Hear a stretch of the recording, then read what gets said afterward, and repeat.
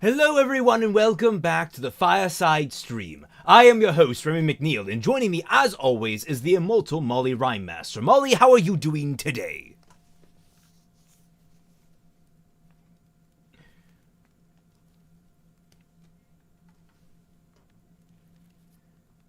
One minute. Desktop audio is not coming through. Why is desktop audio not coming through? Why, what? Can you guys hear her? I don't think you can. Wait, mute and unmute? Oh no. 1 minute. Generalized stream maybe? Fireside? Why is this not coming through? What? Edit. Properties. NVIDIA? Test something? Nope. Properties? Why? This was working.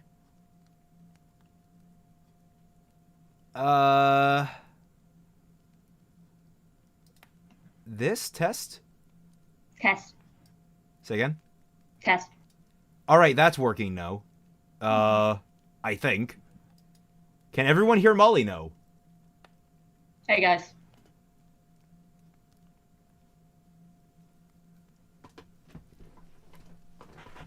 Let's wait for them to get some word in. That was weird. I have not changed my settings. That should not be the case.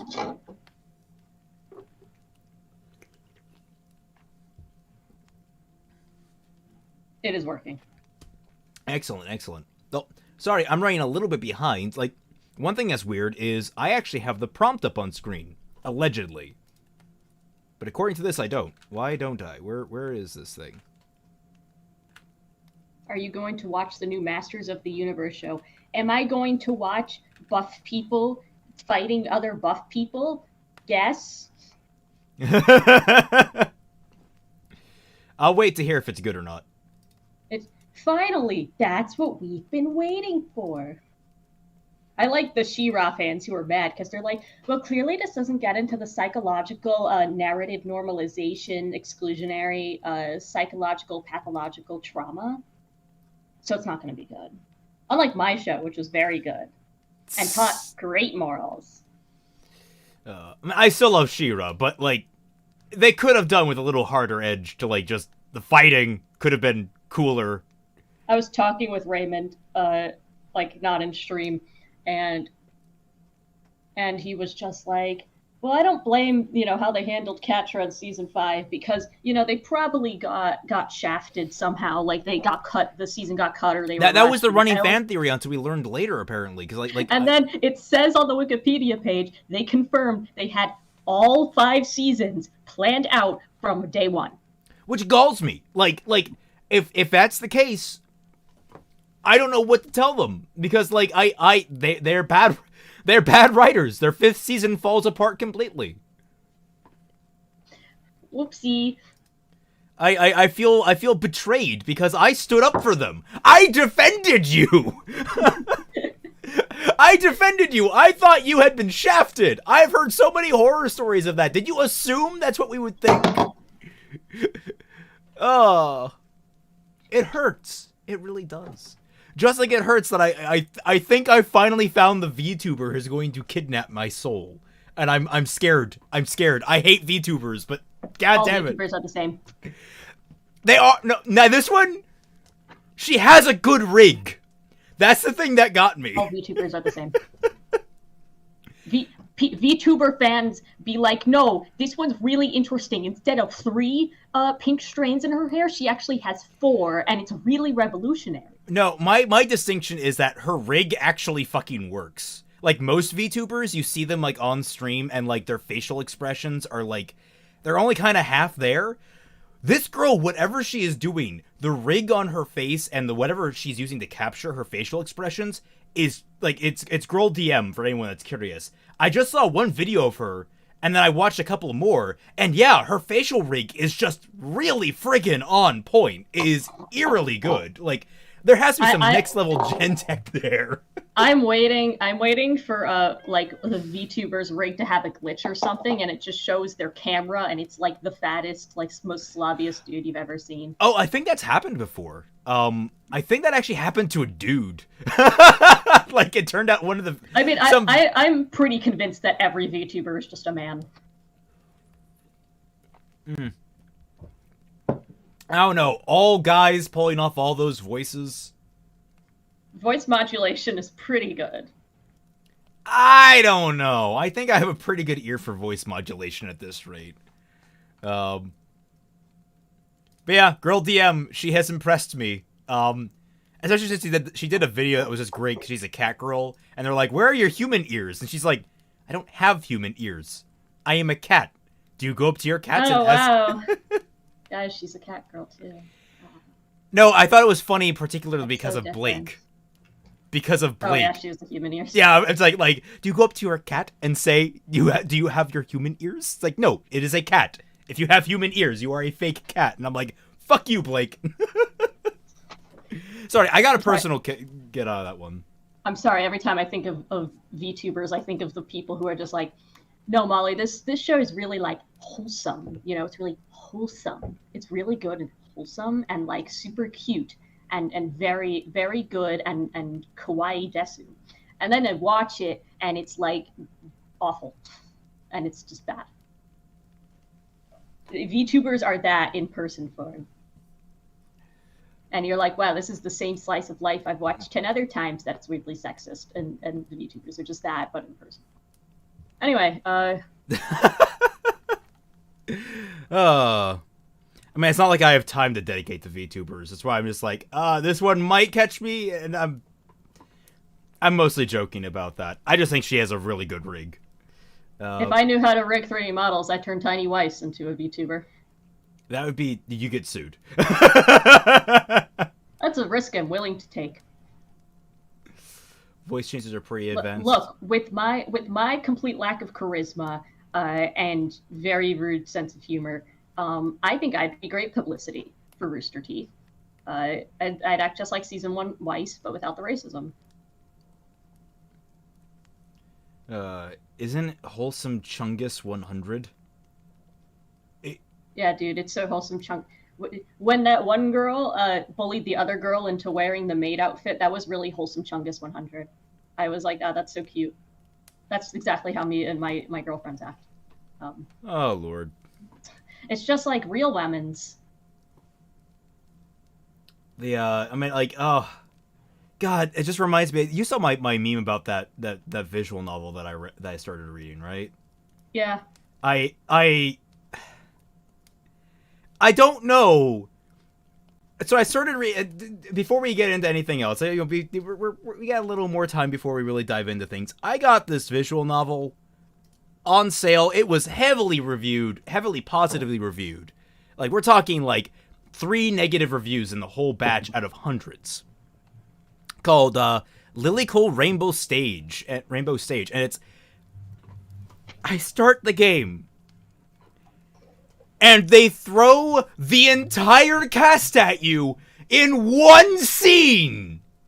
I like how this is the part that he's referring to, not the rest of the message that he sent. We'll get to that. We'll get to that. Hold your horses! We ain't there yet! No, they throw 15 characters at you in one go! 15 in one scene! It is mind-numbing because you see how few character traits they have to share between them. Including, but not limited to, the Genki Girl, the Kuderi, the Dandere, and the Loli. I totally know what these words mean, guys. Basically, the excitable girl, the cool girl, the happy girls, like they're just like generally nice girls, and then the lolis. Yeah. The lolis somehow fall into one of the 3 other categories. And this is the one that really got me, is that this is the secondary visual novel I've read where a loli teacher character falls in love with a taller student. And so I sent Molly the Doofenshmirtz meme of like, if I had $1 for every time a lowly teacher fell in love with a taller student in a Yuri visual novel, I'd have 2 nickels. Which isn't a lot, but it's weird it's happened twice. Oh, God. I know I have there's a tweet I saw somewhere that was like visual novel writer creating the excitable girl and the lowly girl, and it's the scene from SpongeBob where like his head's on fire. Everybody running around, not sure what to do. Nami Nom Noms is right. Police emoji, Raymond. I mean, I would say yes in this circumstance. But very clear disclaimer at the very beginning of the game that all characters are 18 plus. So, okay. I mean, the opening section gave me no indication as to how old all these kids were, so I only presume this is a college teacher that's a lowly. I don't know. I'm going to play a little bit more and see where it goes, but I don't have a lot of hope. I really don't. It's not like Kindred Spirits on the Roof, which, like, handled a lot of things way more maturely. You see, if I was reading a visual novel that was supposed to be about romance, and then, like, someone who looked like they were 15 or younger was on screen, I would stop reading it for that reason. That would be the weirder thing to me. Yeah, I'm 15 to 15-year-old characters, like... Well, what I'm trying to say is they look like young teenagers or younger. Yeah. That would usually get me to stop. For every time CW ruined my childhood, I'd be rich, which is a lot given that they suck at everything. Yeah, oh god, I can't wait to get back to writing the CW script for Black and White. I'm actually going to go, For Sun and Moon, you mean? Yeah, sorry, Sun and Moon. I'm going to go back and watch a playthrough of Sun and Moon so I can get, like... Because now we're actually writing plot. And I want to be able to, like, really dig into it. All right. We accidentally made a good story. Who reads disclaimers? No one reads disclaimers. That's why we've all sold our soul to Google. Anyway. We have 4 submissions today. I thought we were going to have 5, but one of our viewers didn't get back to me in time. And I'm starting sort of a soft policy. No submissions during streams. We'll work with what we have. I like it when there's a submission during stream. It's like a nice little surprise. It's a little surprise, but it's also like I have to like click away and show my Discord stuff, and I don't like doing that. Random question, but if you had to describe Phoenix Wright to someone, would you say it's better described as a point-and-click adventure or a visual novel? I guess point-and-click if you don't want it to be associated with visual novels, which is fair. Yeah, that's fair. It's a point-and-click adventure game. It's more along those lines. I think it fuses both elements. Like, it's a point-and-click visual novel, and it does it really well. There's only 6 good visual novels in existence: Ace Attorney, Danganronpa, Zero Escape, The Somnium Files, Professor Layton, and Ghost Trick. Steins Gate. It's Steins Gate 7. I was gonna say, like, you can lump in the Somnium Files with Zero Escape because it's basically the same. Very nervous about your submission because it's currently the 7th draft. Trust me, that's just the writing process. You get up to 7 drafts and you're like, is it good? And you get told, no, it's not. And you're like, when I'm writing songs for Raymond, he'll make me go through like 4 or 5 iterations of it. Yeah. And that's me being nice, being honest. Yeah. That's me saying about my stuff. That's me being like, I could push you harder. I could push you to be like, no, you can add more. You can get more out of this. I just don't want to be. What's his face from Whiplash. Whiplash. Okay. Here we go. A valuable relationship. This was sent by. Who was sent by? This was sent by Hero Darky Dark. I'm going to read absolutely nothing into that name and just read this. A valuable... Oh, to remind everyone, our prompt this week was double entendre, which means that everything you read should be in some way or the goal was, at the very least, everything you read should in some way implicate something else. It should always, you could be read two different ways. So we wanted to experiment with that. So here we go. A valuable relationship. In all my days as a young woman, this will be the most stressful day of my life. I think you want to say of all the days, of all my days. I don't know. That seems like a weird opening sentence to me. No, that's a thing. Like to say this is the most stressful day of my life. Well, it's normal to say that, but like the structure of the sentence is weird. In all my days as a young woman, this will be like it. You could start just with "this will be the most stressful day of my life." Yeah, that's a pretty strong opening, actually. If you just cut straight to it. I mean, I'm also not a big fan of characters preemptively declaring things that aren't going to happen. Like, oh, this is going to be the most stressful day of my life. It's like, how do you know that? But I guess it's a character trait, so I can't really. Yeah. All right, go on. The anxiety of what will be happening today was piling high into the heavens, weighing stiffly on my conscience, and my body was riddled with signs of it. My palms were sweaty, knees were weak, and These my arms weak felt... arms are heavy. Mother! There's vomit on his sweater already. Spaghetti. He's nervous, but on the surface he looks calm and ready to drop bombs, but he keeps on forgetting. Is this... Mother... Was this really? Really? We're doing this. Is this a serious submission or is this a gag submission? Oh, God. We got played. So when does it stop, or is the entire thing... No, it actually does look like I think he was just messing. There's a valid chance I would have vomited on my sweater from the stomach colonizing butterflies, but I held it back. Embarrassment aside, it would have been disrespectful to the chef making waste of their dish. The pasta I had was absolutely delightful. It brought me back to the time when my mom cooked the same dish.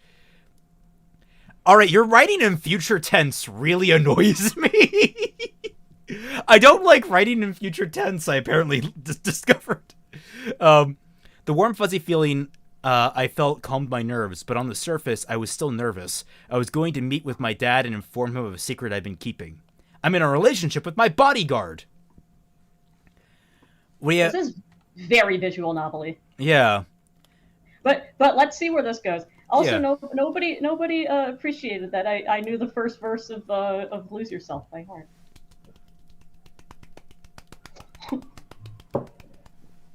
Everyone give a polite golf clap.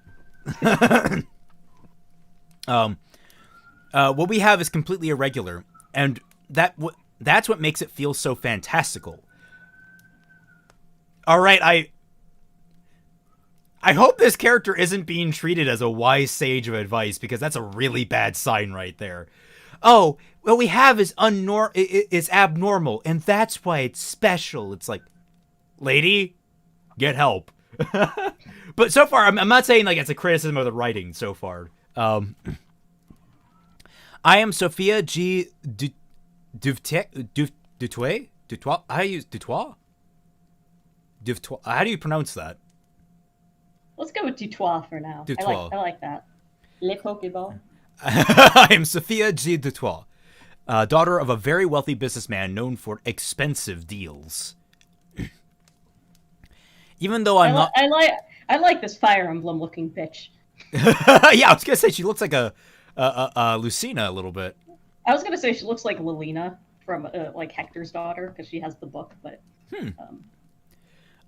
Even though I'm not involved with the business at all, I'm still considered a high-value person. At least that's what my boyfriend told me. It explained why my father was always so protective of me, never letting me off the property till recently. My secret lover informed me that the life I lived wasn't uncommon, saying that special girls like me were a treasure and are treated as such. He flatters me too much. I'm not even sure what little me has done to capture his eye. Maybe that's just the man he is, mysterious in his methods and always heartfelt. He hasn't given me his real name yet. Only, at first, him introducing himself as B3. This is a common writer thing, isn't it? Because that's like a very common writer look right there, with the belt that has like the little morphing thing. His art is good. Yeah, art's good, yeah. He's actually very good. Our first meeting was... I just want to say, you draw clothes very well. Like specifically. I like how you draw like the folds and the shading of the clothes. Yeah, it is very good. Very good. Our first meeting was bizarre enough. Something had happened at my father's property. Thankfully, I was already in my protective princess room, so I didn't need to go anywhere. As usual, I would just wait until one of my father's servants came to me when the coast was clear. That was when B3 arrived. I've never seen him before that day. I had never seen him before that day. I'd never seen him before that day. And it was horrible timing for our first impression. It had been days, and my appearance had suffered a bit despite my best efforts. I felt so unladylike to be seen in such a position, yet he didn't seem to mind. Ever since he got me out of that room, he has been diligently guiding me to where my father was staying. From there, things just kind of happened. We're closer than I ever imagined we'd become when we first met. He even insisted on calling him Ben after a certain point. Insisted on me calling him Ben after a certain point, I guess. I don't know if my father knows of this alternative name Ben has. He trusts me. Watch out, Sophia, Ben said, gently moving me to the side with his burly arms to avoid a puddle. When I looked back to see his strong jawline, he was staring down at this puddle with such intensity, as if it had tried to hurt me. Once his glare loosened and we continued on our way, he mumbled, "You'll get wet." "He cares," I squealed in my mind. In my excitement, my body became squirmish? I think you're malproposing squeamish to make squirm, because that squirmish is not a word. My body became squirmish, quickly catching the attention of my protector. When I noticed he was paying extra attention to me, I quickly puffed up my cheeks, looking annoyed as I pouted. "I told you to call me Sophie." Sophie was a special name I made up as well. Since he gave me one for him, I wanted to do the same back. The hug of log gave me a bizarre stare. The hunk? Do you mean the hunk of log? The hug of log gave me a bizarre stare, scratching the back of his neck before replying. Right, it slipped my mind. Yeah, I'm wondering if those pictures were maybe like... That'd be interesting to do for a story. Misdirection by having like pictures in the story that are completely unrelated to the story but seem like they might be related. So like, are those actually the characters we're thinking of, or are they just random characters he threw in pictures of? Well, let's keep going and see. It is 8 pages. I'll keep you that. So I don't know if we're going to get through the whole thing. Well, don't next time. Well, don't next time, I scolded, crossing my arms and facing forward. You're supposed to do what you promised. A grunt was heard behind me. Give me a break. Fine. Only this time because you treated me so well in the last town. We needed to eat eventually. Food made in a kitchen is a nice break from canned food, gathered fruits, and game. I'm especially charmed by this weather you gifted me. You picked out the sweater. The sweater you gifted me. You picked out one that suits me. I'm surprised I never thought about buying it before. It's not a gift. We slept in the desert last night. I can't afford to let you get sick now. I giggled to myself. He thinks he's sly. We both know I'm immune to cold. Snuggling up to the comfy wool on my body, I looked back to give a warm smile as I stated, "Well, it really brings out my eyes, don't you think? Do you think?" It probably should be "don't you think." That's typically how that's phrased. What I meant with What I meant with wasn't the front of my protective boyfriend, but a damp, unfamiliar-shaped hand, only inches away from my face, but it never came closer. With a step back, she could see... We're switching tenses now? That Ben had grabbed the wrist of this wet stranger and held him with pure might. "Hands off," he exclaimed, smashing an elbow into the stranger's neck, making them collapse to the ground. Another impressive feat that leaves me stargazed. Once he confirmed his anonymous man was down, he scoffed before commenting, "It hasn't rained for days, dumbass." My bodyguard boyfriend started to move along. Thankfully, I was able to speak out. "You fought off another man for me." At first, Ben looked confused as he told me, "Of course I would. You're an exquisite jewel to me, so I have to keep you safe." See, I could see there's a lot of possible double entendre going on, but I don't know where this is going, honestly. I don't know if we have time to make we're on page 4. I don't know if I'm going to scroll down to the bottom and see where we go. Okay. Sophia, what are you doing? What about me? Oh. Okay, so I think I get it. If this guy doesn't realize he's in a relationship with her, or she thinks that she's in a relationship with him. I think that's what this is. All right, Hero Darky Dark. Don't be afraid to tell us the twist. Yes. In the meantime, as far as your writing goes, there's a lot of like weird technicals, like the stuff with tense, the kind of odd phrasings that you tend to use. That's what I would focus on. I don't know if you were going for a certain tone here. Obviously, it's from her point of view, and she's very like, I'm an anime girl. Would be, so I get that. As far as like the rest of the grammar goes, I think it's okay. It's just, and how you describe things is pretty good. It's just like the phrasing can be pretty clunky, and a bit hard to understand. As for tense, I think that probably present tense would be the best for this type of story that you're trying to tell, because every tense has its place, but present tense is the best for experiencing things through the eyes of a character going through something in the immediacy. So a character being like, this is the most stressful day of my life, instead of saying that this will be the most stressful day of my life, like it has an immediacy to it that hits the readers a little bit differently than like someone saying like definitively they know that this is going to be the most stressful day of their life. It's very weird to go about that.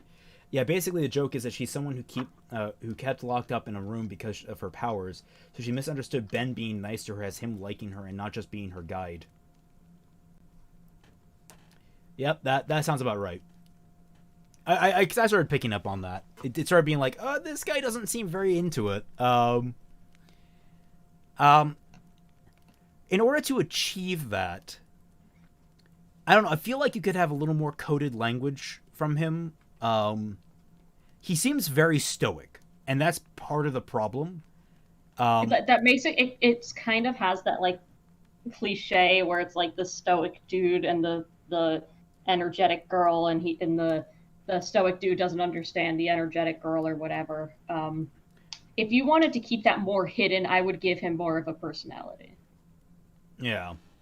So she's thinking the guy basically wants to marry her when Ben was just doing stuff for a payday. Yeah, I would think I would give him more of a character that lends itself towards miscommunication. I don't know how to describe it because there's many different routes to take it, but the idea of I'm trying to think. The idea of this character being the emotional sponge of sorts is just sort of bouncing off of her a little bit. It comes off kind of weak. It comes off very predictable. Like I was picking up on it, and I think I picked up on it about halfway through. Finally, where I'm like, okay, that's the double entendre. Is her boyfriend bodyguard? It was just saying boyfriend. It would have made more sense. Yeah, her too. I think like her clarifying that he's her bodyguard was like maybe she should be more dense to what's actually going on. That's possibility that she doesn't quite. She's like trapped in a fantasy land mentally. which could be interesting. It could lend it towards more cliches. There's a lot of different routes to take it. You didn't quite nail it this time. I would love to see refinement on this at some point if we ever revisit the topic. But definitely, if I were you, I would look into proper tense or how to do proper tensing, that is. And kind of what you feel is really right for the voice of the character. The best way I can describe it is, how would this character describe to you? How would they say it? Like, say it out loud to yourself, what this character would say to you to describe what they're going through right now. Be hard to interpret whether they're being receptive or not, since the reactions are all just the same. Yeah, Stoics are very, very difficult. For the part when she describes it, yeah, the Stoics are just, I try to stay away from Stoics, unless they have I find them to be very predictable because everybody kind of uses them the same. I mean, they're Stoic, like they're usually just very no nonsense, and it's hard to kind of play with the trope because only so many things lead to someone having a personality like that, and it's almost always like a no nonsense, get it done attitude. I don't like making friends. The clarification I'd make is that young Stoics are very weird. Young people are typically not prone to being stoic because they still have a lot of life experience. They haven't been beaten down. They haven't been, like, you can give your character a traumatic backstory and no-nonsense nature, but typically they're not going to be stoics. They're typically going to be reserved, sure, but not, like, completely, like, one-syllable speakers. You're only going to really get that with more, like, veteran characters that are older, middle-aged to veteran to yeah, like the like old stoic cowboy, like that's always cool, but like weird, like stoic like 20-year-old is always going to be kind of weird. Yeah, like the older guy who's gone through some things. He's obviously seen some days. The weather is worn on his face. You can tell he's like prematurely aged. So he looks older than he actually is, type deal. Does weird things that don't make sense in the moment, but later on you're kind of revealed that, oh, he's doing this because he has experience with a similar situation, and this helped him get through that, and he's using that experience here. That's the kind of stuff you want to play with a Stoic. And, that's the stuff that you don't really get with a young Stoic, because they don't... Either that, or they come off as, like, prematurely experienced, and that's a lot of like fan fiction effect that you find with a lot of OCs, where characters come off as way more knowledgeable and way more experienced than they possibly should. It's like every abused, neglected male reader that you come across. Abused and neglected male reader. Every single one of them is awesome at everything, and they know exactly what to do. And everybody hates them except for the important people. Yes. Read a manga where a guy was stoic just because he's awkward around girls. He was such a boring character. Oh, I'm sure. Yeah, like you could do so much more with awkward around. Oh my gosh, girls. where was the John Harem fic I saw? And it was like the funniest. Wait, isn't that just Raj from The Big Bang Theory?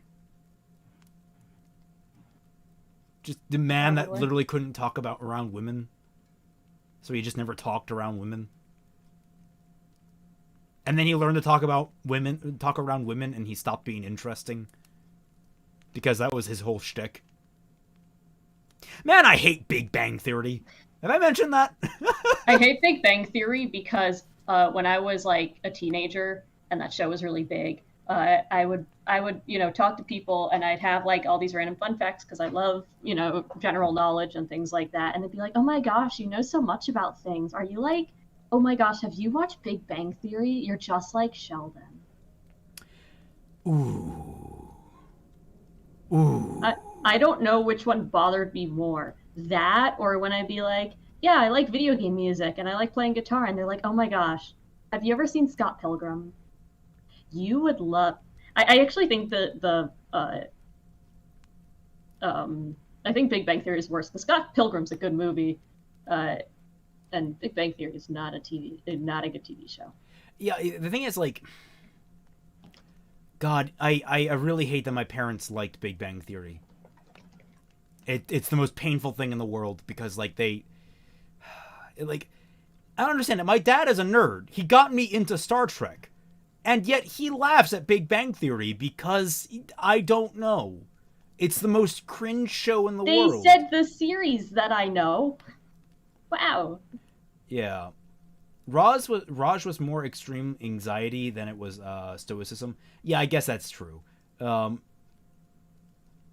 I hate Big Bang Theory. We should just do a stream ripping on the Big Bang Theory.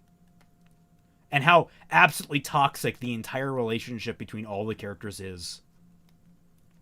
Hey, Molly, are you using a PC? You running on 60 FPS? I am using a PC. I don't know what I'm running. Like, I don't know if I'm running on 60 FPS. Also, Anime AK, you're a Marine? Yeah, you didn't know that? I thought he said multiple times he's in the military. I actually didn't know that. What's your MOS? Raymond, it's okay to have the wrong opinions? No! It's not! And you liking Big Bang Theory is the wrong opinion! I'm trying to look for that John fanfic screenshot I took that was like the most like not man, it was the most like abused and neglected male reader, but like it was like about his harem.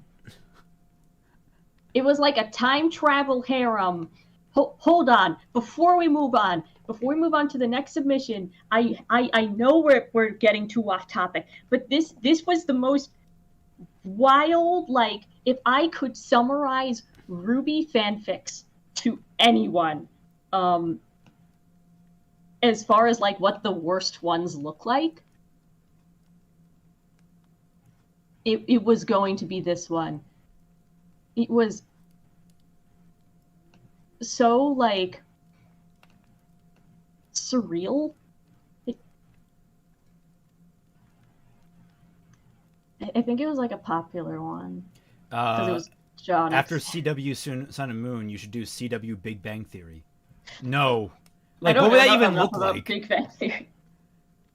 My idea to relay off the comedy of watching Bubblegum Princess bounce at a brick wall, till around the end where he does show some emotion involving her and took that confirm her.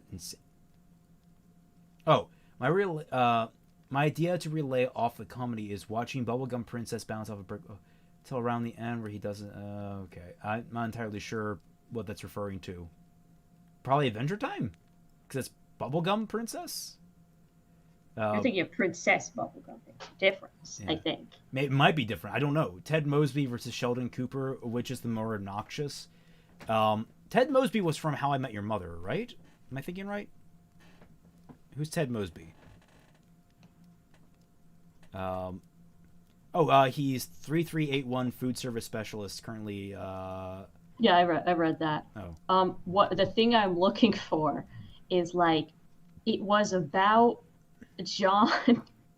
it was like John X harem, but the actual twist was that like he met his future children from his harem, and he was also abused and neglected male reader. It was so special. It was, yeah. Oh my god, that sounds insane. It was also, like, guys, I need to level with you here. All right, harems sound very, very good in theory. Initially, like, I'm being very specific with my language here. The idea of, oh, I get multiple women I get to bang on a regular basis. Yeah, that sounds great, guys. Everything after that is a nightmare. Everything. And then you get the problem with the sexism and the jealousy and the sexism and the morals, and it's not not good. Yeah, like, I could maybe theoretically see a three-way relationship, but I do not in any way think in any way think that anything more than that is sustainable. I barely think a three-way relationship would be sustainable. I have not seen one that has actually worked out in the end, and I've seen By the way, multiple of them. can we give like a preamble to the next one while I look for this, our next submission, while I look for this absolute like nonsense? Anime, aka it is Achilles, right? That's the one you wanted me to review. I'm just making sure because you sent me multiple ones and you wanted to clarify. What's the preamble you want to make? No, like just start introducing it while I look for. Oh, okay. Yeah, no. I need to find this. Like it would be rude not to share it with the stream. This is that anime guy. Okay, good. I just want to make sure I got the right one. Who looks like he's doing yet another Destiny fic. Gotta say, man, your writing's improving. Not really a fan of the whole Destiny thing or the Star Wars thing. We need to remind you once again that neither of us play Destiny. Yeah. Like, and like, we just don't know how to relate to the writing because we don't know the lore or anything. Which, I mean, hey, in some circumstances becomes impressive for you because we actually do kind of get a little invested and we don't know exactly what's going on. That's actually a very good sign if you can get people invested in things that they're not entirely sure what's going on with. It's typically more miss than hit, so it's like, well, it should be very simple since it's not very lore heavy. Okay, we'll trust you on that. Because once Taker gets his harem, he suffers. Let's see. Well, what do you think about Salazzle and their who the hell is Salazzle? In Pokemon, there was it's like a salamander, and the females have a reverse harem. Oh. Which is a little weird. I'm sure they probably based it off of when usually they base those types of things off of like real animal behavior. I don't know enough about salamander behavior.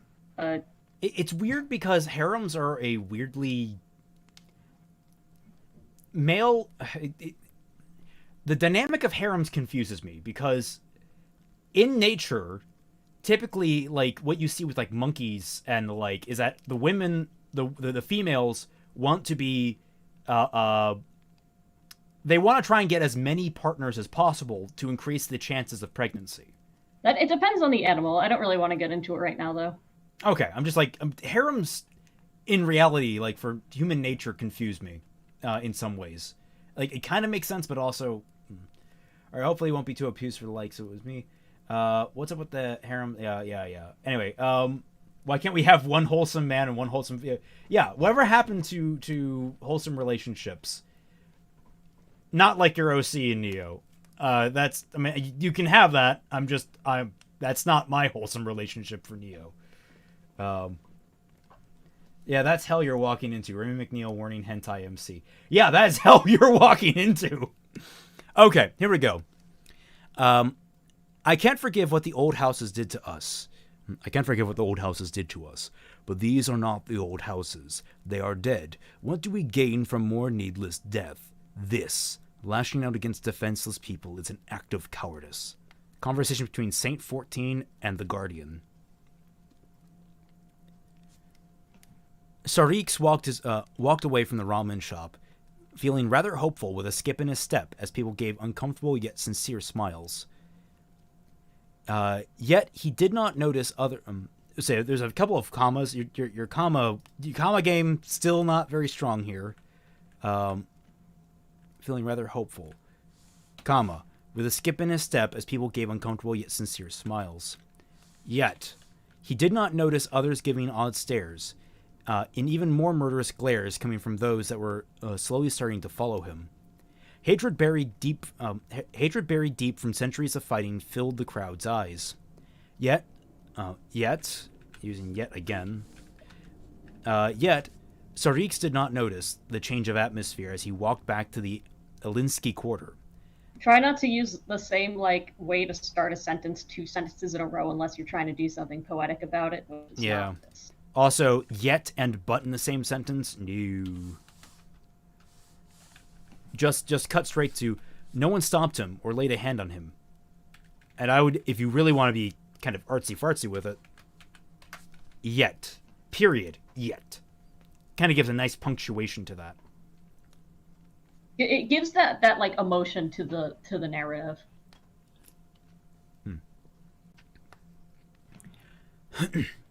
He then came across a more destroyed area of the city, a nearly collapsed building, moving the hanging beads attached to the doorway.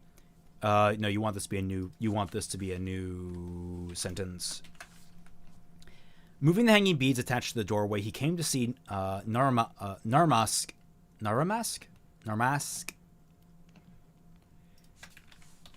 He came to see Narmask at a table, contemplating something.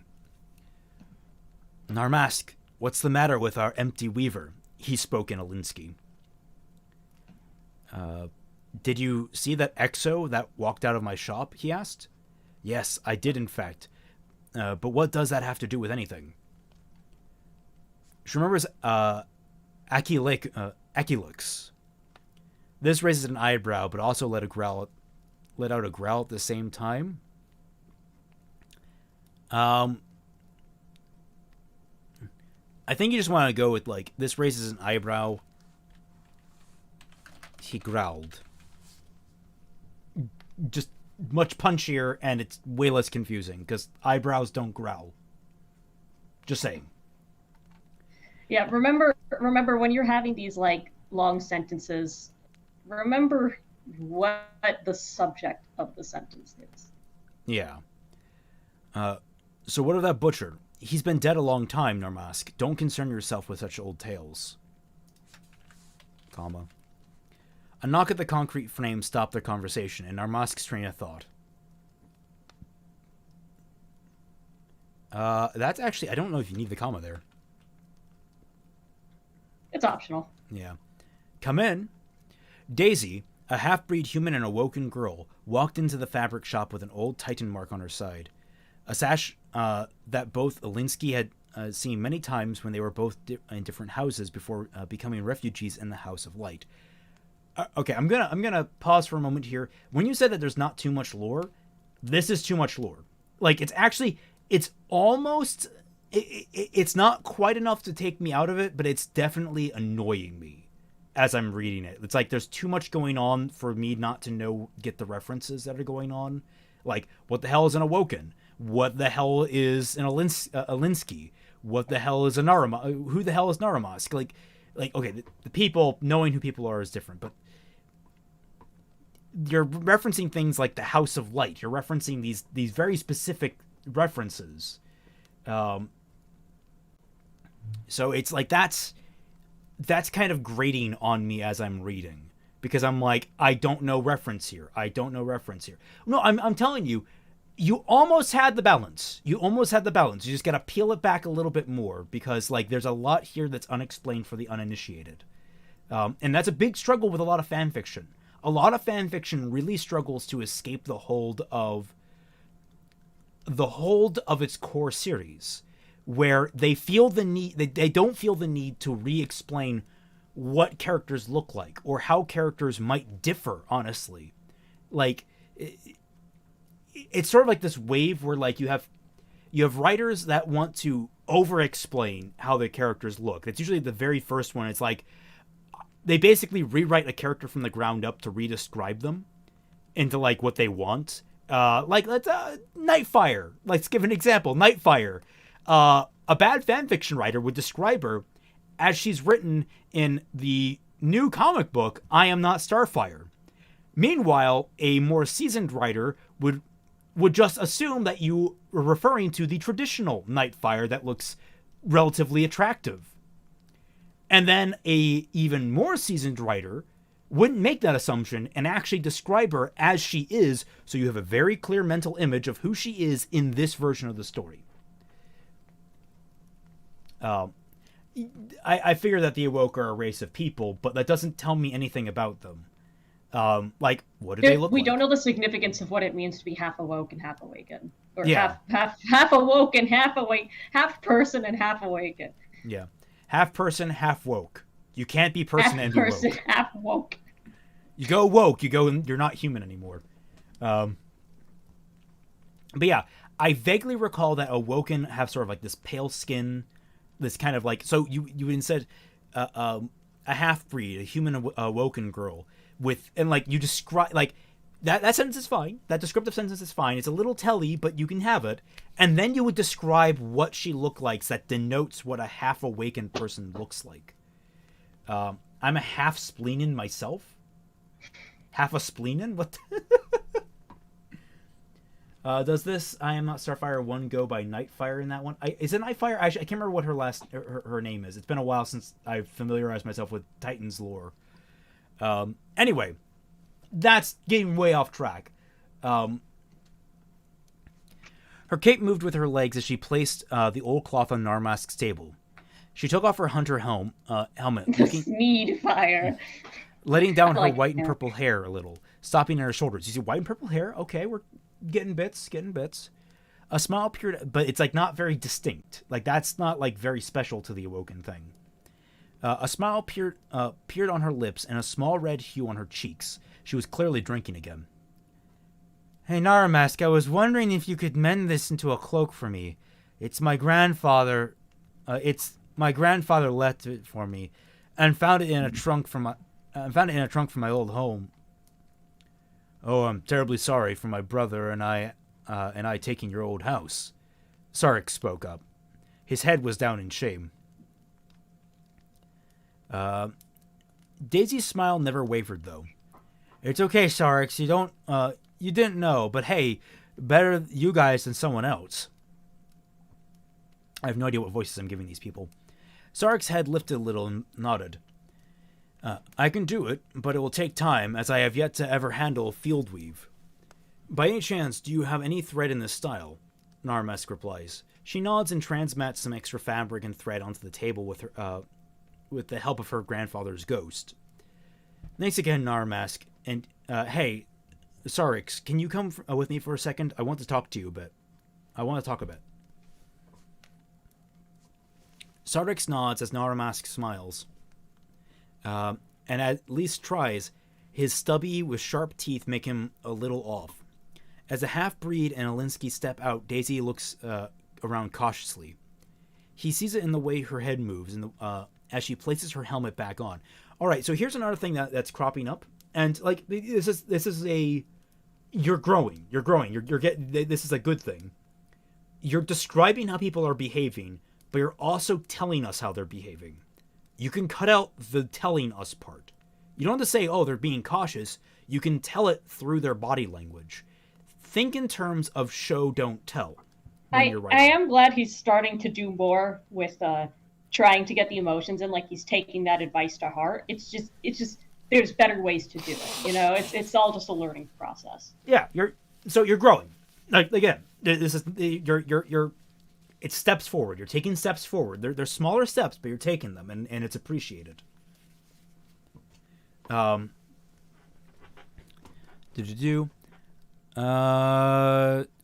I was close to the ramen shop and heard you call the chief something. Can you think you can say it again? I'm curious. Sure, I called him Jabba the Hutt-looking motherfucker who should die in a fire. Okay, a very relatable sentence. Why do you ask? Who told you that? Her head tilted a little to the side as she crossed her arms. Neek said it was a compliment from what she was told by Amanda Holliday. She then told us is something the matter? He asked. She let out a sigh of frustration. Well, there's the thing. That's actually not a compliment. It's actually a sarcastic way of telling off about whoever she must have hated. Just don't use that phrase again. I don't want to see anyone accuse you of saying something nasty to someone who doesn't deserve it. She was gentle in trying to say that. Sarix could feel it, and he smiled, nodding in understanding. Very well, I will tell the others his correction. Thank you for that. She nods as well. Okay, that's all I wanted to say. Tell your brother I said hi. Sarix nods as Daisy starts to walk away, but she hears voices coming from an alley. She turned her head and was knocked back by the force of a shotgun blast. The pellets scattered across her chest plate, and the force kicked her back into a wall as a group of humans attacked Sarix. I think, wait. Attacked Sarix. I think you want... period. Narmask heard the commotion and gunfire. He came out of his... it's a little short, but, you know... he came out of his shop only to see Daisy on the floor, groaning while unconscious. He frantically tries to search for Sarix, but couldn't find him in the immediate area. He pulled Daisy into his shop, trying to wake her, but she wouldn't. He took off her helmet and placed a bandage on her head and used a radio to call for Mithrax. Sarix is gone. Something had happened. Alert Vrixis. We must find Sarix. Little did Daisy and Narmask know that Sarix was taken to a chop shop, where he'd been beaten, robbed of his armor and ether just because he misunderstood what Jabba the Hutt comment was meant for when he told the ramen chef he was one. Alright, a little point blank on the double entendre. I'm half human, half Scottish, I feel. That ending was very abrupt. The fact that she was correcting him and then immediately turn around and that the consequences of his mistake came back to bite him. Shaky, but you were limited by time. I understand that. And basically an Ubermensch. Yes, they did, apparently. I don't know who these characters are, but apparently they did. I don't think I would have kept that ending.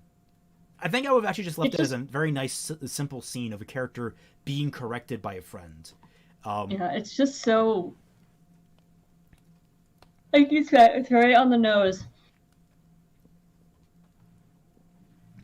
And it's also, like, that's not really a double entendre. Well, I mean, to be fair, like, we kind of left it open for interpretation on what it was going to be like. Okay. So I don't mind a little variance. It's more the double speak, the misunderstanding. The idea of, like, to an alien, what would be an insult wouldn't seem like if someone didn't tell them correctly, they'd be wrong. I was at the word limits. Yeah, no, I appreciate you keeping it to the word limit. So yeah, abrupt. I would have cut that ending. It would have actually reduced your word limit and kept this a much simpler story. I think you could have trimmed this down a lot by not making so much reference to a lot of the deeper lore. The next time we do a project for you, anime guy, I want you to do something original. Nothing referencing anything, no references to anything. Well, okay, not no references, but like... don't make it a take place in Destiny or Star Wars or... don't make it a fan fiction. Don't make it a fan fiction. Original work only for the next prompt we give. We want to see that from you, and I want to see, because I want to see what you can do when you're left in a vacuum. And that'll give me a better gauge of where you are at as a writer, because right now I'm getting a lot of mixed signals from this. You're growing, but I'm still getting mixed signals from where you're at, and like how much of this is this lore that was pre-established, how much of this is you, that sort of thing. And once I get a better feel for that, I might have some recommendations for you. Yes, another original story. We need more original stories. No references to anything else. Like no and please characters. Keep the names pronounceable. Yeah, and the name's pronounceable. That's another big one.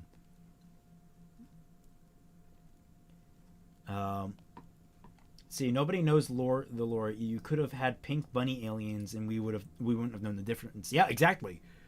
Were pink bunny aliens in Destiny? I don't know. I don't have a clear picture of this world. Maybe there was. All right. Well, now we are on to Moopas, and I'll give this one over to you. Okay, I have to stop looking through Ruby fanfics now in my Discord chats, trying to find like the worst thing I've ever read. And it's just like, John is an abused and neglected male reader. Here, you read, and I'll search for it. I think I told you about it. All right, let me get Moopas up.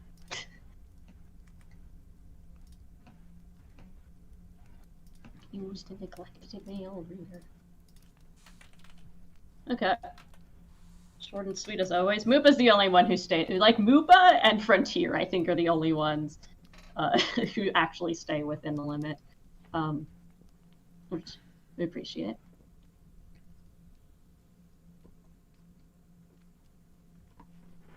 Write a fanfic about me, like Steve. Let's see. All right, Moopa's. Like walking backwards, my heart was going in the wrong direction. Anger that ached from never being met halfway, unbearable, like the summer heat with too many layers on. I was always the one left to pick up the pieces and make sense of them. So dumb he probably didn't even think about it anymore. While my pencil tapped on the paper, pretending it was stabbing his heart instead, his pleading eyes flashed in my mind again.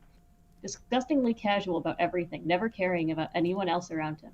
He wasn't any good at math himself, and laughed off the invitation to help. He looked over my shoulder and asked what I was doing. One day, I'd been working on sums in my notebook, keeping the equations fresh. My nails dug into my palm, distracting from the growing silence in my throat. There was nothing to say. There was nothing to give. He should have known better.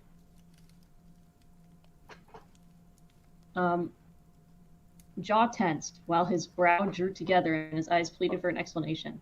Just once, I said the perfect mean thing at the right time, and his expression flickered. I'd only managed to hurt his feelings once. I'm sorry.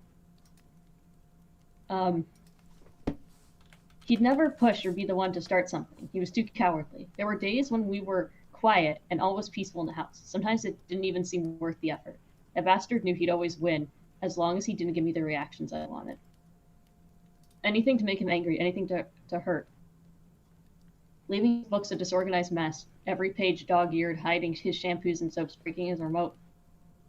He had an irritating way of taking everything in stride.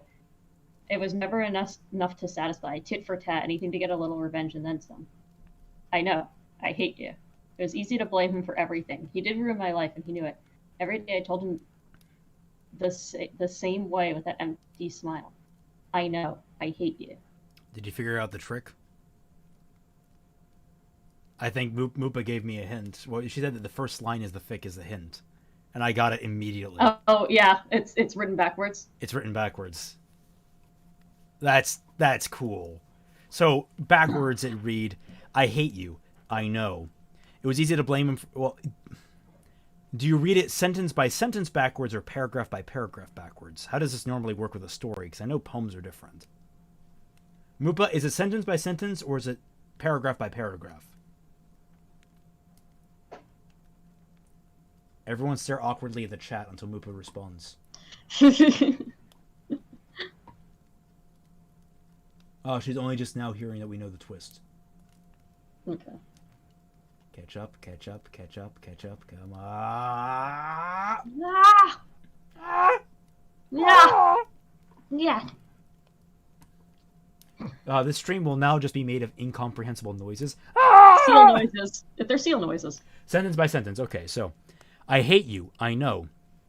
Every day I told him the same thing, and he responded the same way with that empty smile. It was easy to blame him for everything. He did ruin my life, and he knew it. I hate you. I know. Tit for tat, anything to get a little revenge and then some. It was never enough to satisfy. He had an irritating way of taking everything in stride. Leaving his books a disorganized mess. Every page dog-eared, hiding his shampoos and soaps, breaking his remote. Anything to make him angry, anything to hurt. That bastard knew he'd always win as long as he didn't give me the reaction I wanted. Sometimes it didn't seem worth the effort. There were days when we were quiet and it was all peaceful in the house. He never pushed or be the one to start something. He was too cowardly. I'm sorry. I'd only managed to hurt his feelings once. Just once I'd said the perfect mean thing to him at the right time and his expression flickered. Jaw tensed, while his brow drew together and his eyes pleaded for an explanation. There was none to give. He should have known better. There was nothing to say. My nails dug into my palm, distracting from the growing silence in my throat. One day, I'd been working on sums in my notebook, keeping the equations fresh. He looked over my shoulder and asked what I was doing. He wasn't any good at math himself and laughed off the invitation to help. Disgustingly casual about everything, never caring about anyone else around him. While my pencil tapped on the paper, pretending it was stabbing his heart instead, his pleading eyes flashed in my mind again. So dumb, he probably didn't even think about it anymore. I was always the one left to pick up the pieces and make sense of them. Unbearable, like summer heat with too many layers on. Anger that ached from never being met halfway. Like walking backward, my heart was going in the wrong direction. It's so cool because, like, the way she chose the sentences is so that you can do it both ways. There's nothing in here that would, like, nothing in here is chronological, if that makes sense. So, like, this, like, everything's just chosen in a very kind of, like, neutral way in how it fits into a paragraph. Yeah, it's great. This is just, and it gives like a great little picture of who these people are and like everything that's like falling apart. Like you can kind of feel like all this. I don't know how to describe this. This is great. Good work, Mupa. Good work. This is awesome great. Job. And yes, people, please keep your meth organized.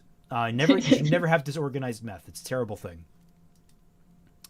And lastly, Pasteben, who did warn us he tried to keep it under the limit, but he failed. If you're like 100 words over it. Also, he really wants to make sure you read his note at the end. So I'm not entirely sure if like there's going to be something spicy in here of some sort, but we'll see. Okay. I'll take this one too.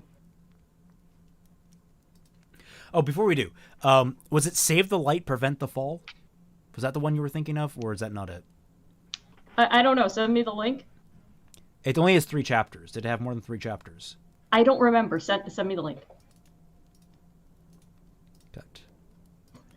This is now Mollie and Raymond look at Bad Ruby fanfics. I mean, that would probably get us more views than anything else. I'm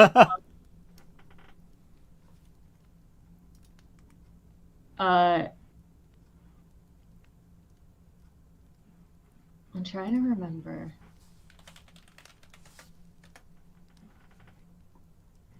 This, I mean, this is bad. I just don't know if it's the same bad. Well, there are 50 John Harem fics.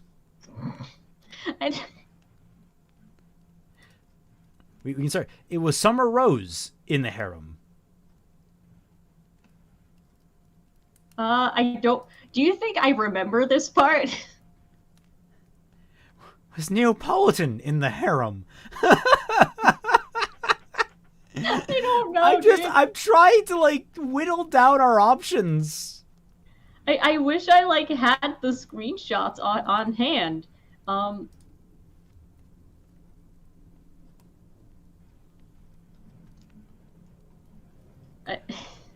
it's not spicy at all. I'm just clarifying in a way that chat doesn't work well. Okay, all right.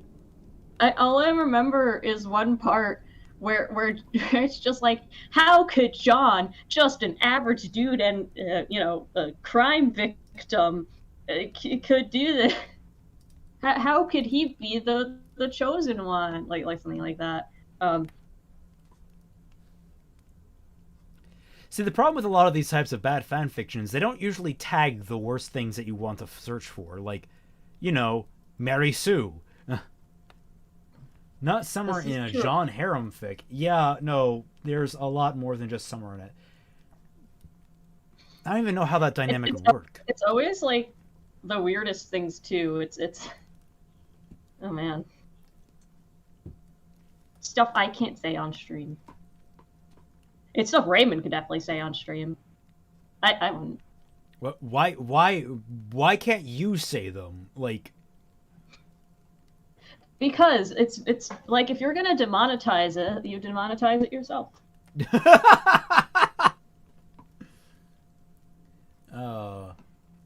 Rubby, awkward spelling mistake or perfect critique? You decide.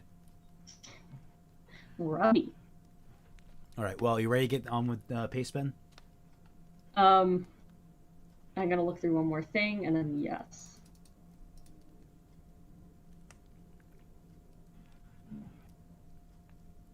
Oh my gosh, I found it. Wait, I found it. Oh, you did? I gotta send it to you. Yes.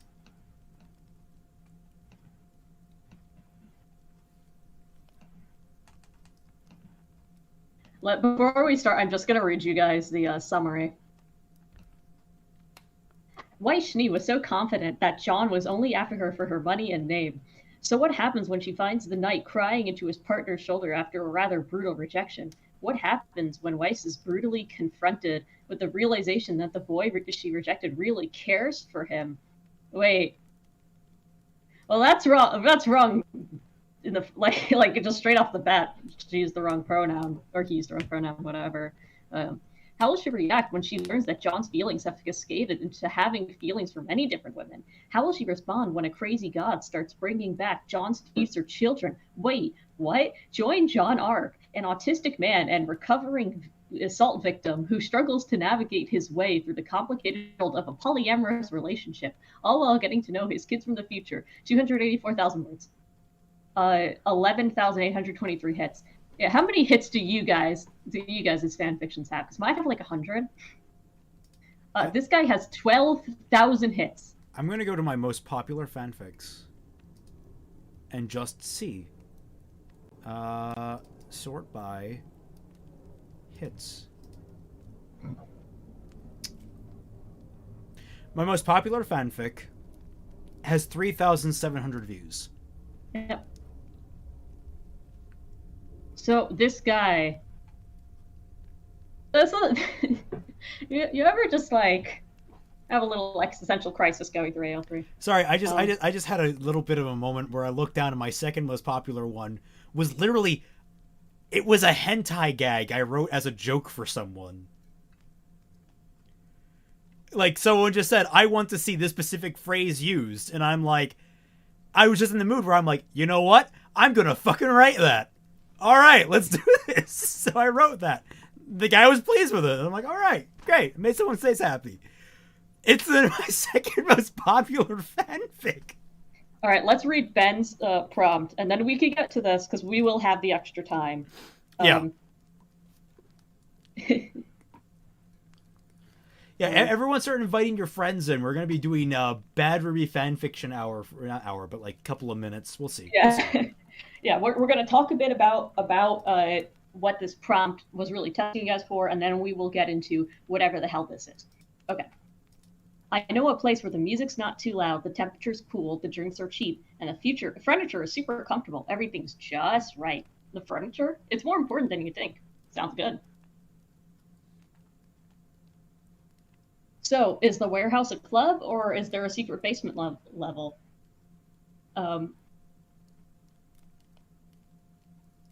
Blake asked while glancing at the gloomy and worn interior. Actually, we're going up. Blake met Yang's eyes with a doubtful expression. My bad. I didn't realize you were an expert.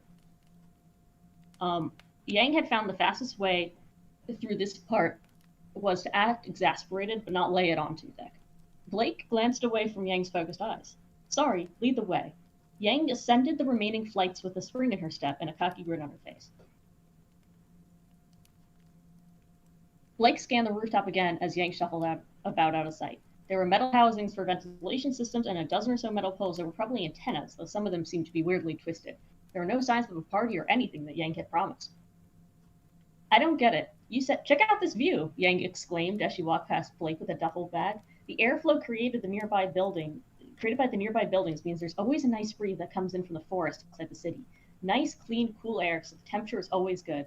Yang spun on her heel with a self-satisfied smile. She unzipped the bag as she carefully set it on the ground, then peeled it down to reveal a portable but still hefty stereo. In Blake's inexpert opinion, it looked expensive. Knowing what she did about Yang probably meant that it was high quality. Her thoughts were interrupted. Catch! Blake's reflexes took over as she snatched the projectile out of the air. That's the remote, so you can make sure the music isn't too loud. Over there, Yang gestured to the two metal boxes that Blake had taken to be part of the ventilation, are the coolers. You can help yourself. I trust free is cheap enough for you? Blake looked back at Yang as she reclined on one of the wire contraptions. This isn't at all what I expected. But everything I told you was true, from a certain point of view. Now that Yang was sitting in it, Blake could see that the structure was meant to be a chair. And she realized that several other of the pipe and wire fixtures were the furniture. She smirked back at Yang. Don't use the word smirk, please. It's one of my sleeper agent words. And the furniture doesn't look too comfortable to me. Yang kept her smile on the inside, marveling at how every piece. I think it is an extra word. Yeah, marveling at how every piece fell into place perfectly, like a fine Atlesian watch. On the outside, she put on a goofy face. Oh, haha, I'm so used to roughing it, I always forget about that. I can't leave the cushions out in the elements, or they'd get all moldy. You don't mind grabbing some from that box, do you? Yang indicated another disguised storage container. Blake sighed and shook her head at the blonde's laziness, but she acquiesced and strode past Yang to reach for the box. All right, pause. One thing I did want to note, because I was just thinking about that. Anime AK, this is how you do a little bit of lore drops. You feed it in while making it relatively, like, you give it a relative basis from which to bounce. So it's not that you're referencing something specifically at Legion. She's referencing a watch made in Atlas, and that itself characterizes what we're talking about because it's grounding it for us as a viewer with real-world technology or a real-world reference point with something else that gives us an idea of, like, what they're trying to get at. So yeah, when he says like a fine Elysian watch. Let's say I don't know what Atlas is. I do know that in the real world, there are some very, very expensive watches out there. And they come from very luxury brands in European countries, very wealthy European countries. So if someone said like a fine Italian watch or something, whereas Rolex is Swiss, right? Yeah. Like a fine... Sorry, I want to look this up before I continue with my metaphor. All of them fine Croatian watches. Yeah, like if I say like, oh, like a fine Swiss watch, I'm like, yeah, I know that like that place is a has wealthy technology and they make really good watches. So that's a connection I can make. When I see Atlesian watch, I know that wherever this Atlas place is, that like, oh, it's probably very wealthy and produces a lot of like fancy tech, Yeah. So yes, like, Swiss is the parallel. Yeah, that's how you do it, where you give kind of a grounding element. So like, I don't know, theoretically speaking, I don't know what Atlas is, but I know that they make fine watches, and the equivalent in the real world are like there's companies and there's countries that make it. So it must be a company, a country. Maybe it's a very specific famous person for it, but it gives us an idea that there is this thing out there, this Atlesian thing, this vague scope, and it's very good at making fine mechanical watches. So that's how you do it. A fine British watch breaks. I think that's right. Yeah, I'm trying to think like, when I'm writing like Pokemon fanfics, because all the areas have real world parallels, it's easier to take those and make those connections because I can mention things that the real place has to some extent. And I can understand, like the games themselves do this. I'm trying to think of an example. Like the Alolan race, the Alolan subspecies, like, Alolan Pikachu. Raichu, but I'm going to correct you there. Look, I haven't played fucking... Like, I'm thinking, like, in Unova, there's a couple of cities that are based on Manhattan, and because I know what New York City is like, I have a better idea of what these places would be like if they were in full scale, because it's like, oh, this place has all the entertainment and stuff. That reminds me of Midtown, because Midtown has Madison Square Garden and all these other fancy things. So I can picture that this place is probably a lot like Midtown. And that's like a very blatant example of it. But when you're doing this lore, it's those little things. Like, really, it's the little things, not these big things like, oh, there's aliens and this crazy technology. It's the little things that we are familiar with that really help us get an idea of what you're trying to give us, what the culture is like. And yes, there is an Eiffel Tower in Pokemon. Yeah. It's not the Eiffel Tower, but it's it's Luminos City. It's about like giving it Lumios. It's about giving us an idea of the culture, not like the aliens. The culture is more important. But anyway, moving on. I'd rather move up to Unova than down to that sewer. Shut up and let Fat Man win the sewer bet. She acquiesced and strode past Yang to reach for the box. Blake lost her balance and felt gravity shift as she was completely blindsided. When the whiplash cleared, she was held tightly in Yang's lap. Well, kitty cat, aren't these cushions the best? Yang teased as she pressed up against Blake. Firm seating plus back support, she chuckled. Yang, what are you doing? Deep down, Blake was afraid. On the surface, she knew Yang was her friend, and she could resolve this embarrassing situation with calm dialogue. Subconsciously, something else recognized that despite her struggling and squirming, Yang was holding her with little effort. Cheering you up, sourpuss. Yang giggled at the joke, but also faced her own internal conflict. There we go. Blake wasn't calming down. Yang, let me go right now.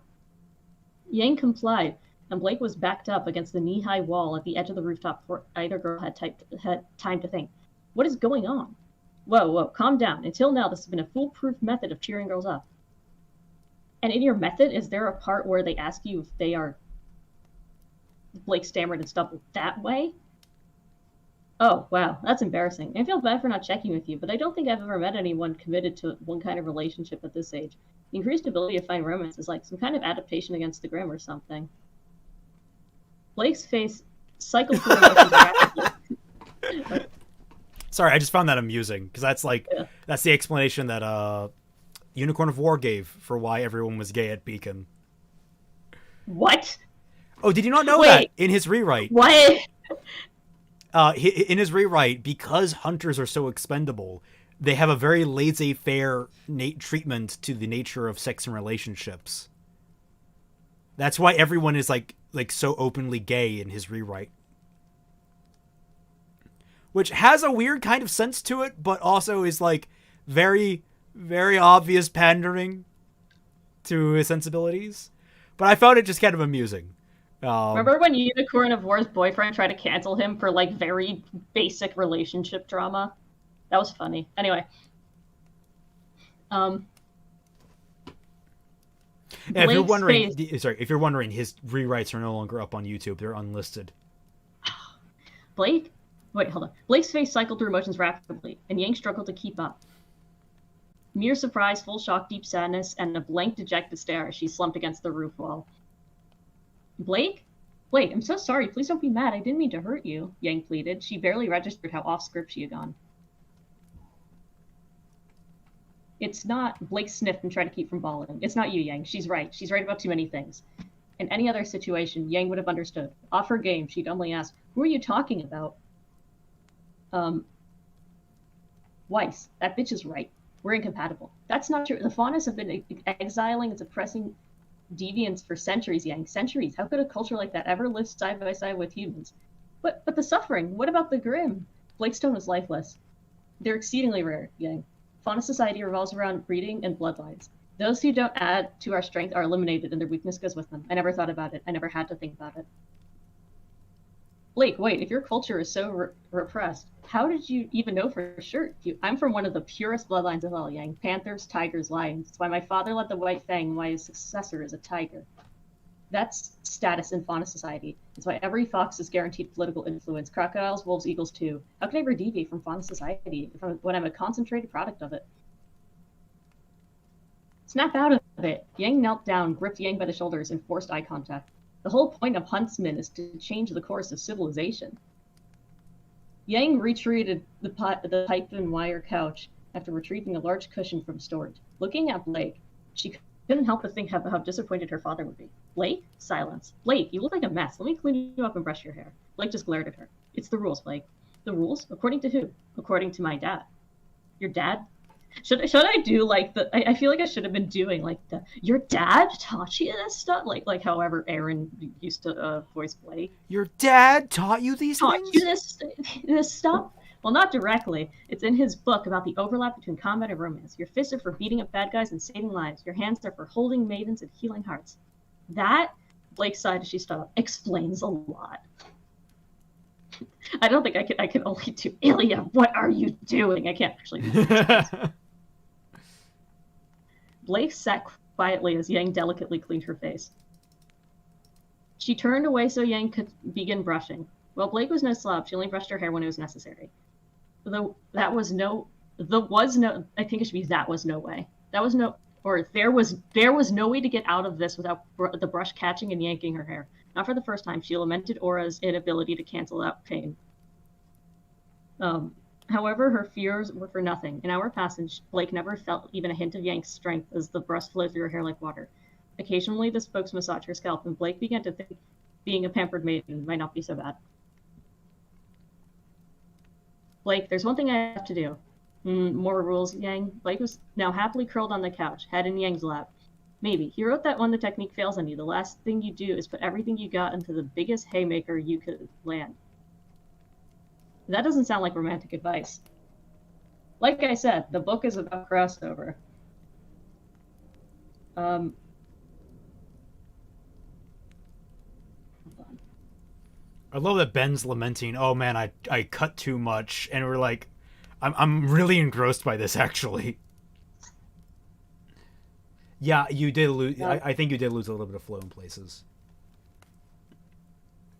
Blake sat quietly as Yang delicately cleaned her face. She turned away so Yang could begin brushing. While Blake was no slob, she only brushed her hair when it was. Oh, I read that. I'm stupid. So you left off on so. So, Blake, you're not a mark or a charity case or damsel in distress or anything like that to me. I don't just want to have a night of fun and go on my merry way. I want to keep making you happy day after day. You read the rest of this. It's a romance, yo. Wow, that's your line, huh? You don't like romance.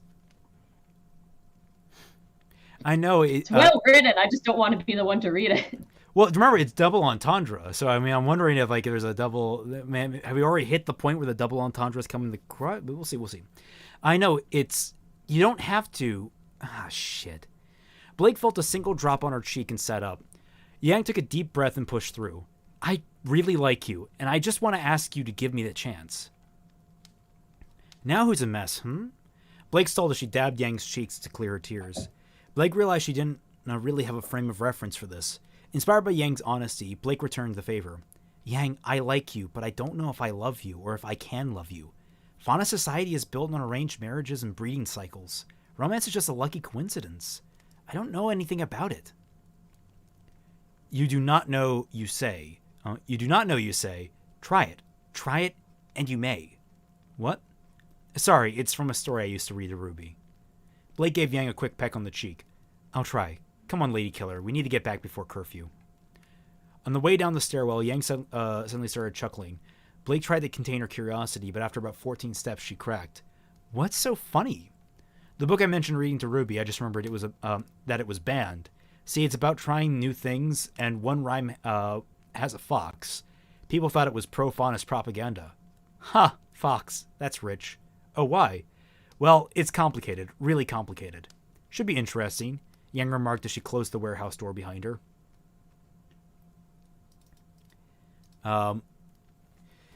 Sidebar to explain something to Molly, because limited character and chat to make difficult to express. When we were talking about the lack of beautiful lesbians, I mentioned that they wanted to make them incompatible with men. I think you misunderstand me by saying men create ugly lesbians because they have no investment in them and cannot be romantic partners. But that's totally backwards. Men enjoy attractive lesbians. Unfortunately, when I tried to point that out, I made a Yuri is pure joke, which sidetracked the conversation. The point is, men are pretty cool with hot lesbians, and that's the problem for the current crop of writers. If they choose conventionally attractive women to portray lesbians, they will be accused of courting the male gaze, and their petty cliques will eviscerate them and crucify them for social media backpats. Okay. I think the point I was trying to make is that they'll make them attractive if there's like a chance that it's for them, but otherwise they want them to be ugly. Like dudes like it when they're hot if they have a chance still. That's why they can make the bi girls hot. But if they have no chance with them, then I do appreciate that you made Bumblebee like not want to make me throw up immediately. It's pretty impressive because usually when I see Bumblebee content, I get physically ill. You definitely write better than most Bumblebee fanfiction writers, which is funny because most Bumblebee fanfiction writers are like, you're like actually, I'm a sapphic gay lesbian WLW. It's those people. And you actually wrote a romance much more convincing than they did, despite them being the ones who supposedly champion all this. Because you're a good writer, and that's what actually matters in the end. He says that the double entendre is the part at the beginning. A part of me was hoping that like what would actually happen is the twist is that Blake would just reject her. Because like that's what happens when I have a ship I really hate is I'll write stuff where like the one who I consider the bad one is just terrible to the other one. Although I don't do that with Bumblebee because I think in the show's canon they're both pretty terrible people. Yeah. I can't like usually in these like bad ships, the bad female ships that we see in the Western media right now. Usually there's like a definitive worse person in them. There isn't that in Bumblebee because they both suck. Anime guy, I don't do commissions anymore, but I could tell you based on like if you give me like an idea of what you wanted me to write, I could tell you what it would have cost you. Because I have a sinking suspicion it might have cost you a lot depending on what you wanted. Fortunately, anonymous guy, the existence of lesbians doesn't erase the existence of male gays.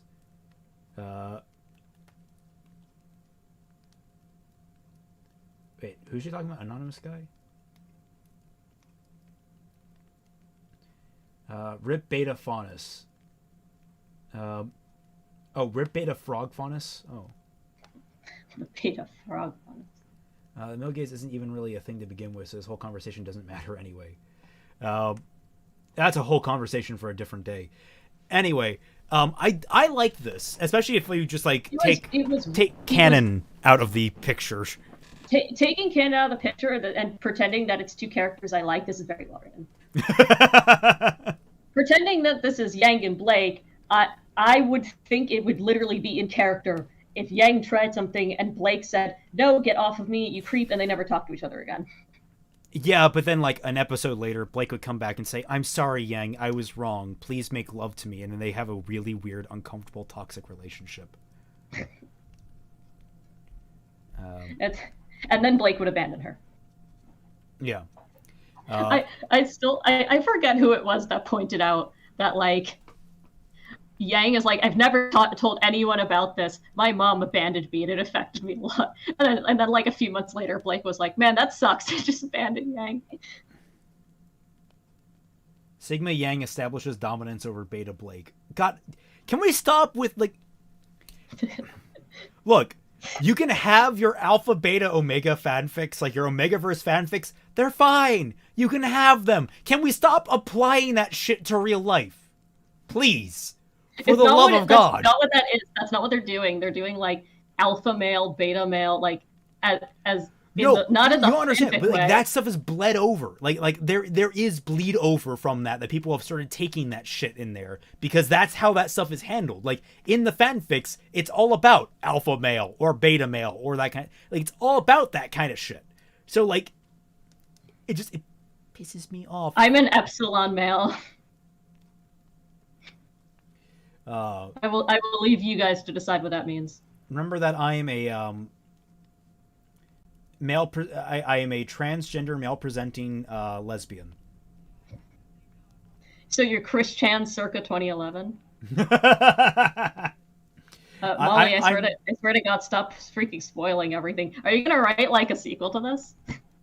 Is that like your next one? What did she say it was spoilers? I don't know. But the real point of why we wanted to work on that double entendre, what we were really kind of looking for is, like one way you could have done this is have the same conversation, but with different like phrasing around the dialogue to make it completely different. So using the same words, completely different. Because that's actually a really cool thing that you can do with writing. Yeah, though I would say I'm very happy with what we got here. We got some cool it's a very stuff. interesting spread. Again, it was less like double entendre and more just kind of like twists, which is fine. Like these double entendre twists. I did like what we got because we got some kind of creative setups. Moopa's was the one that I think was the purest double entendre. Yeah. That was definitely for sure like the because purest the first version. sentence is literally tell like a double entendre about how you would read it. Yeah. That was really cool. The Um, and then let's see. The first one was more of a misunderstanding. The second one was more of a prompt sacrifice for love.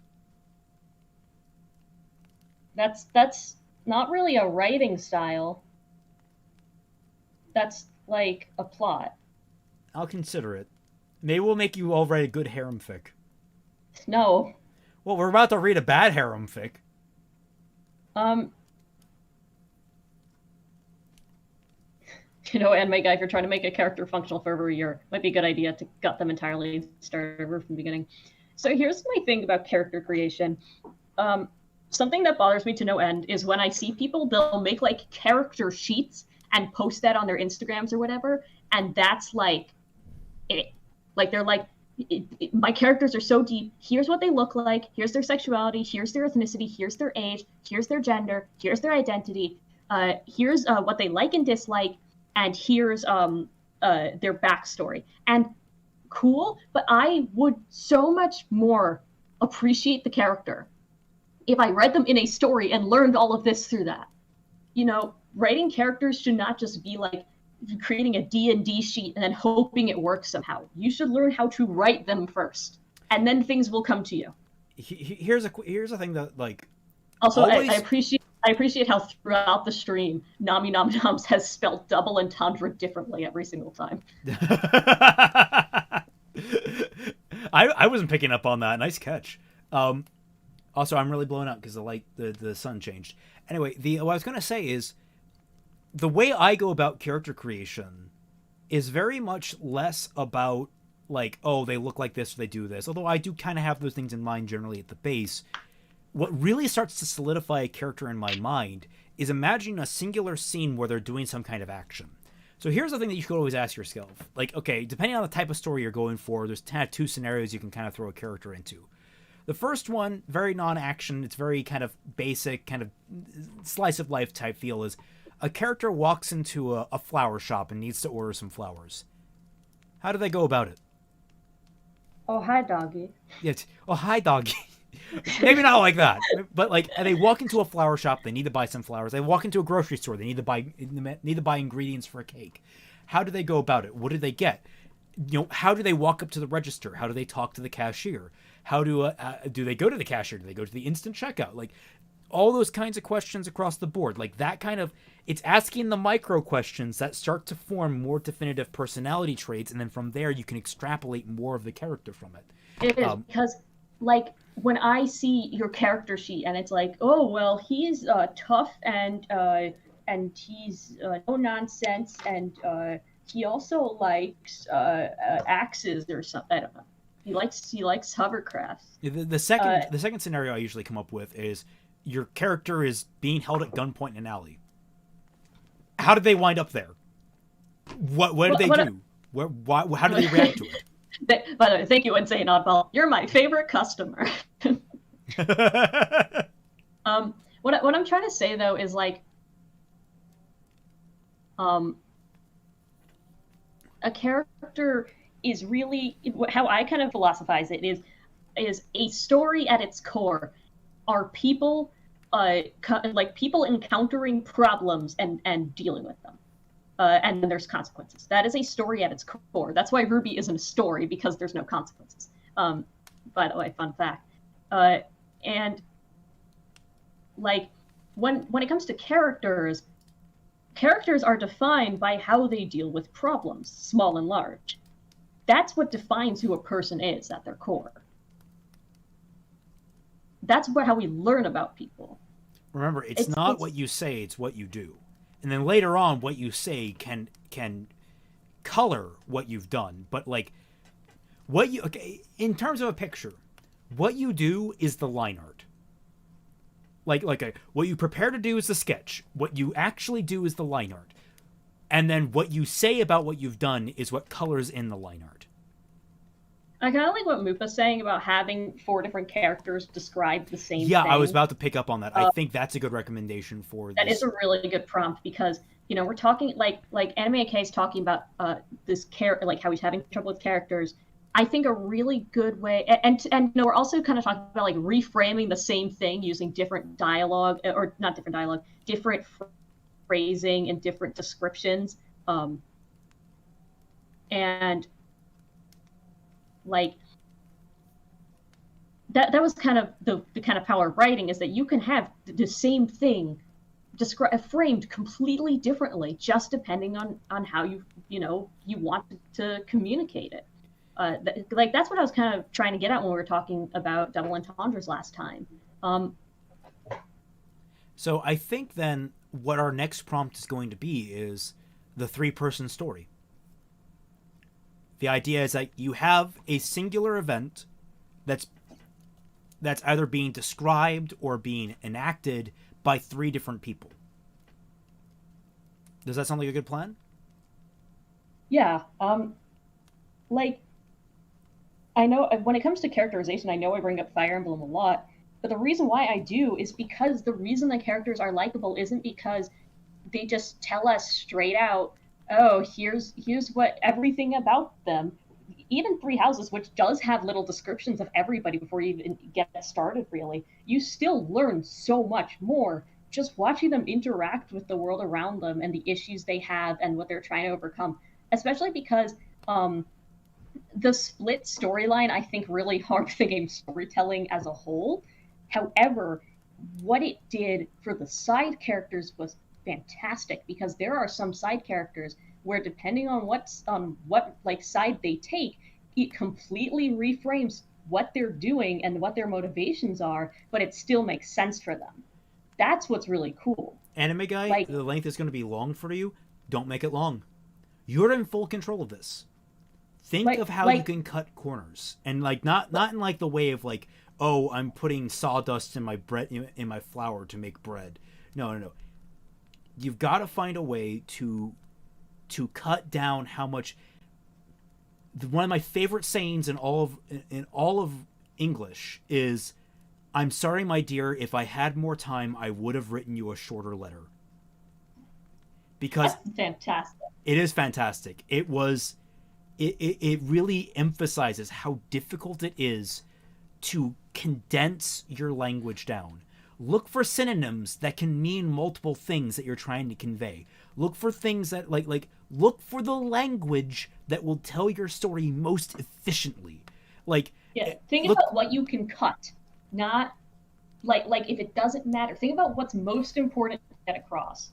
But like what I'm trying to say about Three Houses though is that you have a character like Ingrid, right? And the beginning of the game, it tells you like, oh, she really wants to be a knight, but there's she feels put upon because she's being pressured to marry for her family, to save her family's status, basically, because she's the only daughter that her family has with a crest or whatever. And you could like write that on a character sheet, that's fine. What actually matters is what happens in the story, because either she stays on her original route and she just becomes a knight and fights for her kingdom, and that works with her because that's kind of one of her goals. But if she defects to the other side, it still makes sense for her, because like, yeah, if the kind of policies of the crest and her kingdom are stressing her out so much, it isn't out of character for her to switch to the other side. Both of these things make sense. It's just the story that reframes her. Like, the origin is still there. The character sheet is still constant, but what she actually does based on how she deals with this problem in front of her, which is, the player's choice, but kind of how she reacts to it, that is her reacting to the problem. Yeah. That's what makes the character. Anonymous Guy gives a good suggestion for the prompt, at least for you guys to latch onto if you need to. The most classic way to go about this is the police interview. When it comes down to like having the police interview three different people and getting three different frames of the story, you don't even need to make that very complicated. Like, you could write it in script format, theoretically speaking. I love that kind of stuff where it's like people post hoc trying to figure out what happened, and they're all kind of piecing puzzles together. But yeah, so that's going to be our prompt. That's our the it's three people I'm going to write this down, actually. Three perspective storytelling.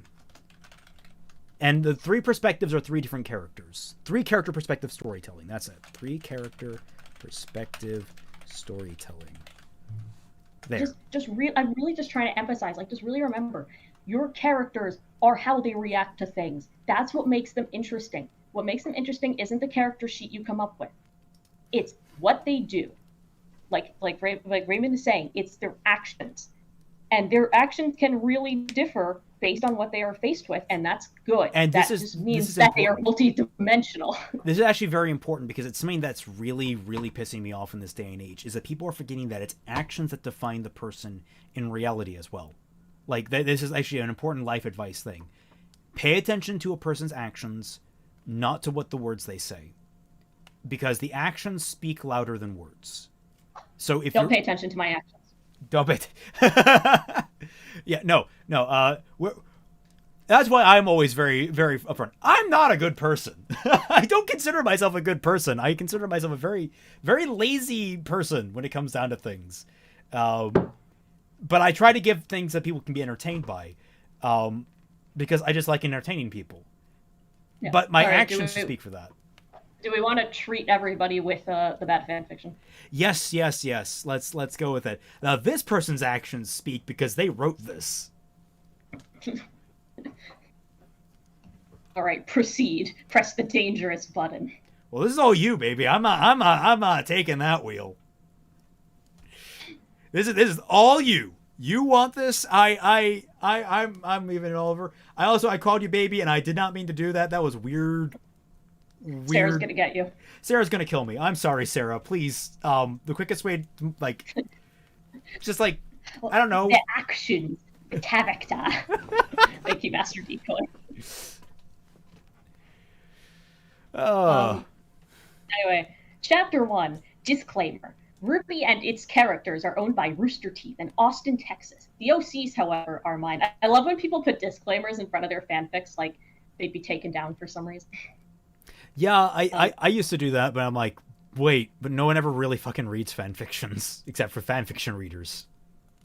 Also, I don't think a company can legally take something down if it's not being used. Like they can't take down fan work if it's not being used. Actually, they can. People on the internet have been skirting internet laws for a long while. You're skirting laws, but under copyright, technically speaking, most fan works are probably not kosher, which is really nobody cares, weird. But no one cares. The thing is, no one cares because you know what? It's good advertising. Weirdly enough, it is. I've gotten to do a couple series through fan works. That's how I found out about Danganronpa. Anyway, disclaimer 2: this fanfic is going to touch some rather dark subjects. I'm just going to call it the R word. Child abuse, torture, suicide, mental illness will all be part of the story. Oh, struggle snuggle. No!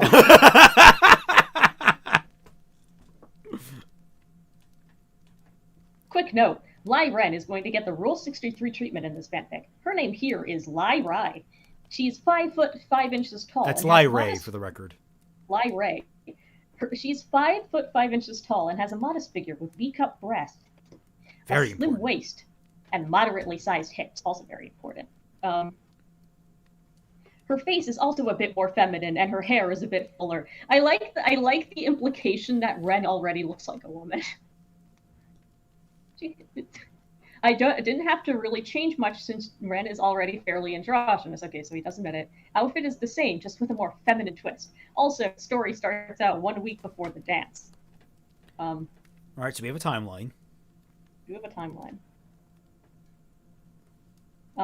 Teams Ruby and Coffee are walking down the hall of the Beacon. Well, you didn't read the most important. It's Weiss Schneeze's Pav. Weiss Schneeze POV. No, Pav. You always pronounce it Pav. Weiss Schneeze, what's a food that begins with V? What's a what?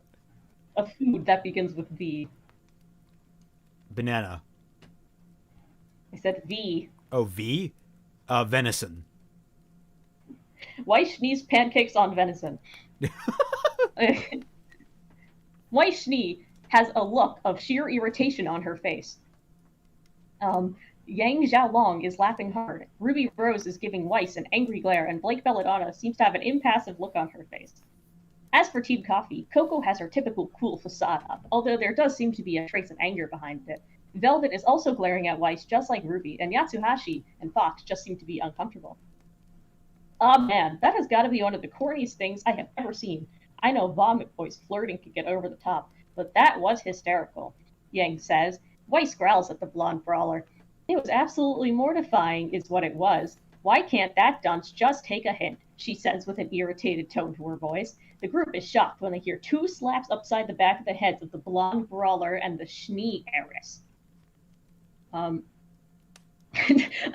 Thanks, Nami. Oh, I know all those characters they keep naming. The girls turn to their clearly enraged leader in response. Ruby, Yang yells, her eyes briefly flashing red. What was that for? Weiss almost said schnauts. Weiss shouts. This time Ruby is the one to let out a growl, causing the rest of them to back up. Yang, this isn't funny. Weiss seriously hurt John's feelings back there, she says, her voice shaking in range as she turns to Weiss. And you, I know John can get a bit carried away sometimes. There's no excuse for what you said back there, Ruby says to her partner. Weiss harumphs at her response. I can't believe you actually fall for his charade. It's like I told him. He's only interested in me for my family name and money, just like any other boy. She says, and getting another slap up the back of her head, this time from Velvet Scarlatina, as they approach her room. I'm glad we got her last name there. Let's see. Did anyone else get full names? No, only Weiss got the full... Oh, no, is it Ruby Rose? It does say, yeah, everyone was introduced with... Well, Velvet was mentioned before... What? This is already so bad.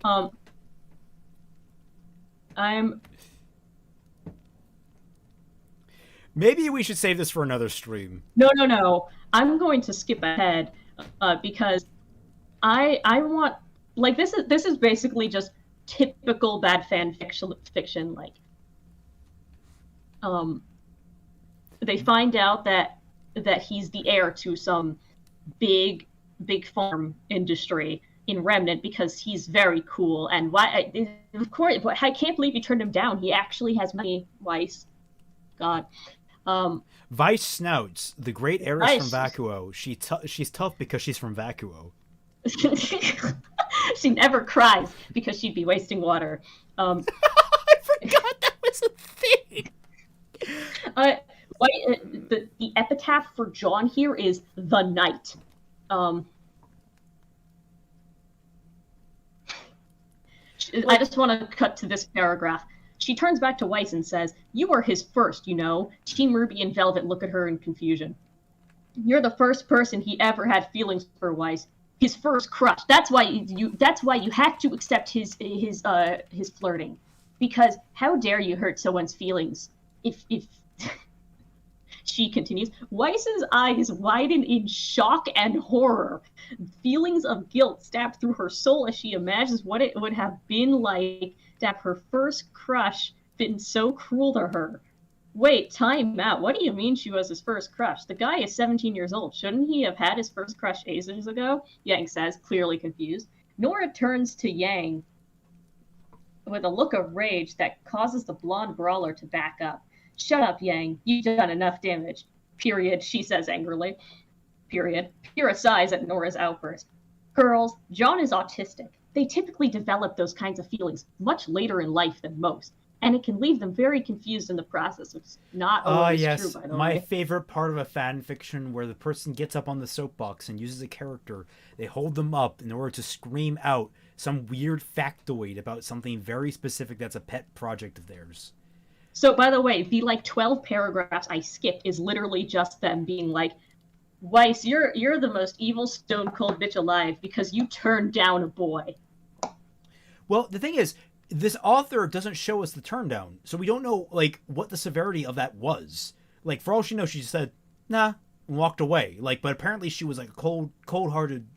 But also I never imagined Weiss. I mean, this is getting off into the weeds, but Weiss always seemed to me like someone who wouldn't have had a crush or would never have acknowledged having a crush before. So them being like, oh, you were his first crush and you shot him down hard. Can you imagine if your first crush did that? And Weiss would just naturally be like, no, I've never had a crush. What the hell are you talking about? Literally, one of the most like normal things in life is your first crush turning you down. Like that's not like a tragic backstory. I think we can all relate to that as people over the age of 13. Yeah, trust me, I've been shot down plenty of times. Look at me. I am a very weird person. I am an incredibly weird person. I have to work very hard to sell myself to a date. All right? And I've succeeded a lot, but like, I've failed a lot. The reason I succeed is because I have tried when I wanted to try a lot. It's a numbers game, people. Dating is a numbers game. It's not a be all end all thing. It's kind of harsh that way. I mean, also there's the thing where it's like when someone turns you down, you should just kind of say, "All right," Yeah, that's the because thing. people aren't entitled. Like you're not entitled to people's romantic affection. Yeah, and here's a trick that's actually very interesting. The more the idea of girls falling for the guy that's not interested is sort of a thing. It's not very reliable and it's not something you can game, but like if you're like, "Hey, I'm interested in you," and you're sort of like, "Okay, no, that's someone says no," and you're like, "Okay, all right, that's fine," and walk away. Never mention it again. Never bring it up. Maybe give them a little bit of a cold shoulder. See what happens. They might be paying a little more attention to you, though. I would never recommend trying to start a relationship on more manipulative means. Just saying, that's not a good place to start things. Yeah. Oh, dating Weiss in a looks committed as, relationship is and not then that. hold Yes. on. Weiss looks as if she's been stabbed through the heart upon hearing this. And Nora continues to stare down Yang with anger radiating from her eyes, and this bitch just made things worse for him. She says, "What did you just call me?" Yang yells. Her eyes are red and her hair is ablaze at this point. Nora begins vibrating in fury. Just- Nora, as Ray comes in over to calm her with her semblance, Nora releases an explosive sigh, which is a bit of a oxymoron, as Ray steps between Nora and Yang. Yang, autistic people can be a bit dense. Autistics in chat, how do you feel about that one? They see the world differently than we do. Same as before. If John had just been left alone, he would eventually realize that Weiss wasn't interested. But every time he was about to give up, you'd come around and encourage him. He believed you when you said he'd get her one day, and that just led to him renewing his efforts to win Weiss over. It was a never-ending cycle of John slamming his head against the wall, and you just unintentionally kept getting him back up and encouraging him to do it again. What's interesting about this writing is that like there is an art to expository backlog where the idea of interesting events happened in the past and we don't get to see them and characters are reacting to them in the present.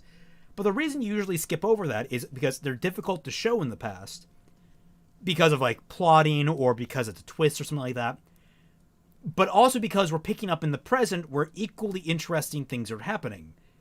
Nothing interesting is happening in this scene other than characters talking about events that have already passed.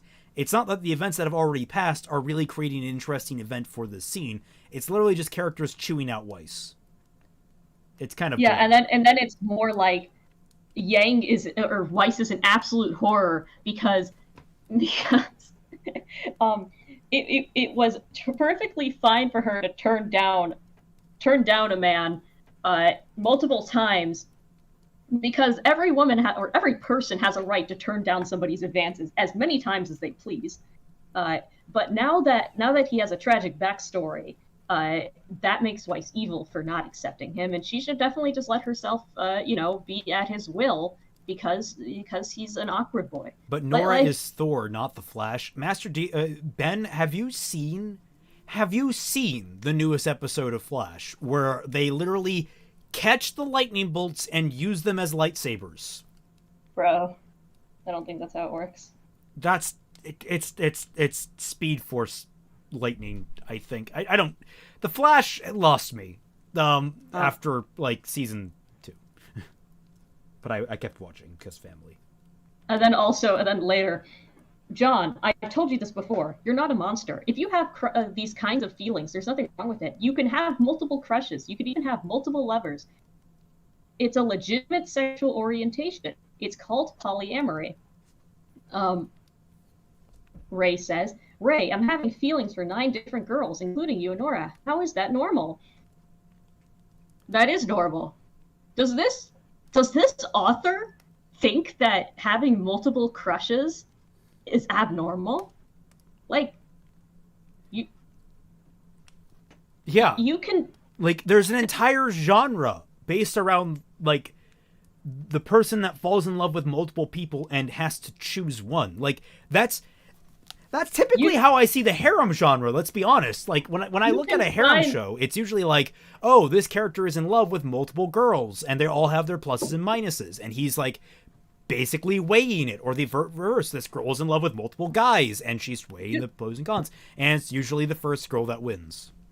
You can, like, does this that's like, imagine if you like got a boyfriend and then every man to you just became unattractive. That's not how it works. Like, that's not a sexual orientation. Yeah, that's like, how literally everybody functions. You can still window shop. You just can't buy.